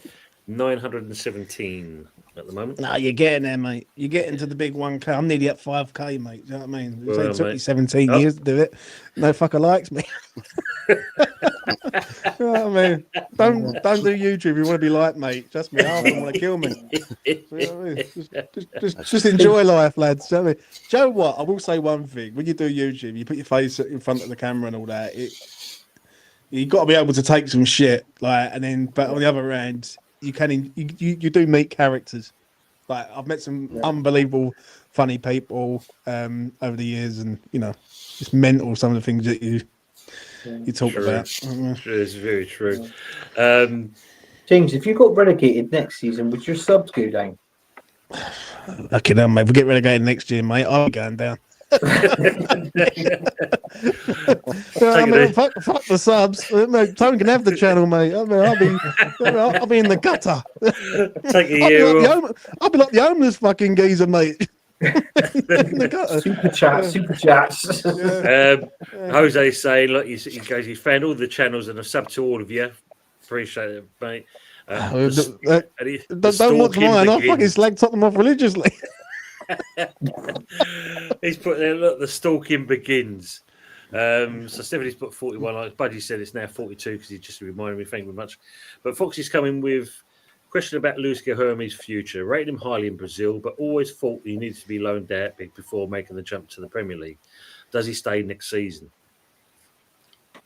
I'm going to say he does. I think he does stay. They can't get rid of him. No, fucking hell, it's like a fucking boat sale at West Ham, isn't it? I think it's good to actually see him given his chance. I think that's the main thing we've all been crying out for virtually 3/4 of the season. We've been waiting for it to happen. So yeah, finally good to see it. So yeah, hopefully Foxy, he does keep hold of him. But wouldn't surprise me if they loan him out either. Frog saying the German was right with fucking shite. Yeah, he's doing a GoFundMe with you, James. Thank you. Frankie Jose 43 now he's saying, and evening Budgie, and hope you're all well, pal. And yeah, on that note, we're not going to go over an outro on that because the last time I did that, I got copyrighted. So yeah, well done. But people in the chat, thanks for hanging around with us. We've got some more chats coming in there. Yeti Cave, I'll find James 6 Stellas. Obsidian Yes. Curtis saying, I only stubbed to James so I could disagree with him in the chat. It's about right, mate. It's about right. I mean, good, thanks, mate. Oh, you're too buddy in there. And he's got 50 pence so far, and that's it from me. There you go. Yeah. It's a good start. fucking can't even buy a Freddo with that. Yeah, Freddos, yeah. Fucking got to buy a mortgage for having Freddo nowadays. Yeah. Back in the day, what's it there? 3 pence, 5 Mate, pence, I used to get them in a little fudge bar. Do you remember little old fudge bars? Yeah. Right. Go to school, love life, and then now it's like fucking a quid in it. I mean, me. Oh, look, Hose is mixing up already. Look, how did City get on today? Asking for a friend, apparently. But yes, guys, people are still hanging around with us. That you'll find me on Wednesday with Anthony and Fuzzy doing the good, the bad, and the ugly. And then on Thursday, me and Budgie will be back, and hopefully other West Ham people as well, with the West Ham review. And then back on the Sunday for the Sunday night takeaway. 24 Freddo on Amazon, 24. He's an Amazon freak all of a sudden. Look, £35, 24 Freddos. There you go. Blackjacks and Mojos. Oh, Stephanie's showing the age now. Love the pack of Spangles. Weren't blackjacks those extremely sour, like Yes. Black Rock? Yes. Yeah. Mm. There's a sweet shop place that is fairly local to me that used to do those. I don't know if it still does, but it still do blackjacks. You can get a bag of them. Paper in it. You take the paper off and have the Apple Jacks as well. And your tongue Okay, ends up that's the way. black for about a year. You know what I mean? You know what I mean? Budgie saying good night, everyone, as well, and Frog's going on there. Yes, a figure of fudge is just enough to give your kids a treat. Would you get the register these days? Probably would do. Oh, God. Fucking hell. End up doing about 8 years. Oh, fucking hell. Fucking lord. Do you know what I mean? Fucking hell. Oh, man. I'll be We a put all this time Pentonville. and effort into this show and it's fucked. By the end. Yeah. Bob Buds as well. Yeah, there was the other one as well, wasn't there? Yeah. I should never Good have thing brought I up think- the sweet chat. End the stream time quick. Yeah, end it, Dave, end it there. Yeah. And on that note, Good thing- people in the chat. Good thing Thanks, that the fuzzy Savile account's offline at the moment. Yeah, let's get off the channel before it does try and rear its head. Yeah, get out of it quick. It's great. But people in the chat hanging around with us, thanks for being with us and that. It's been a great show. We appreciate your comments, and we've had to whiz through some of them, but we actually caught up anyway, and that's the main thing. And thanks for the panelists being on the show as always. People in the chat, enjoy the rest of your night, and make sure you have a great week as well. Hopefully, mini heat wave coming up, so enjoy that while you got the chance to in there. Anthony, It'll be freezing I've got after that. plenty of days off to No, enjoy fuck the sun you. this week. There he goes. Fucking him and his days off, bastard. Same for you as well, Frog. Yeah. Stephanie's saying confectionery corner. That's the next show, featuring James from E20. Yeah. Come bearing gifts.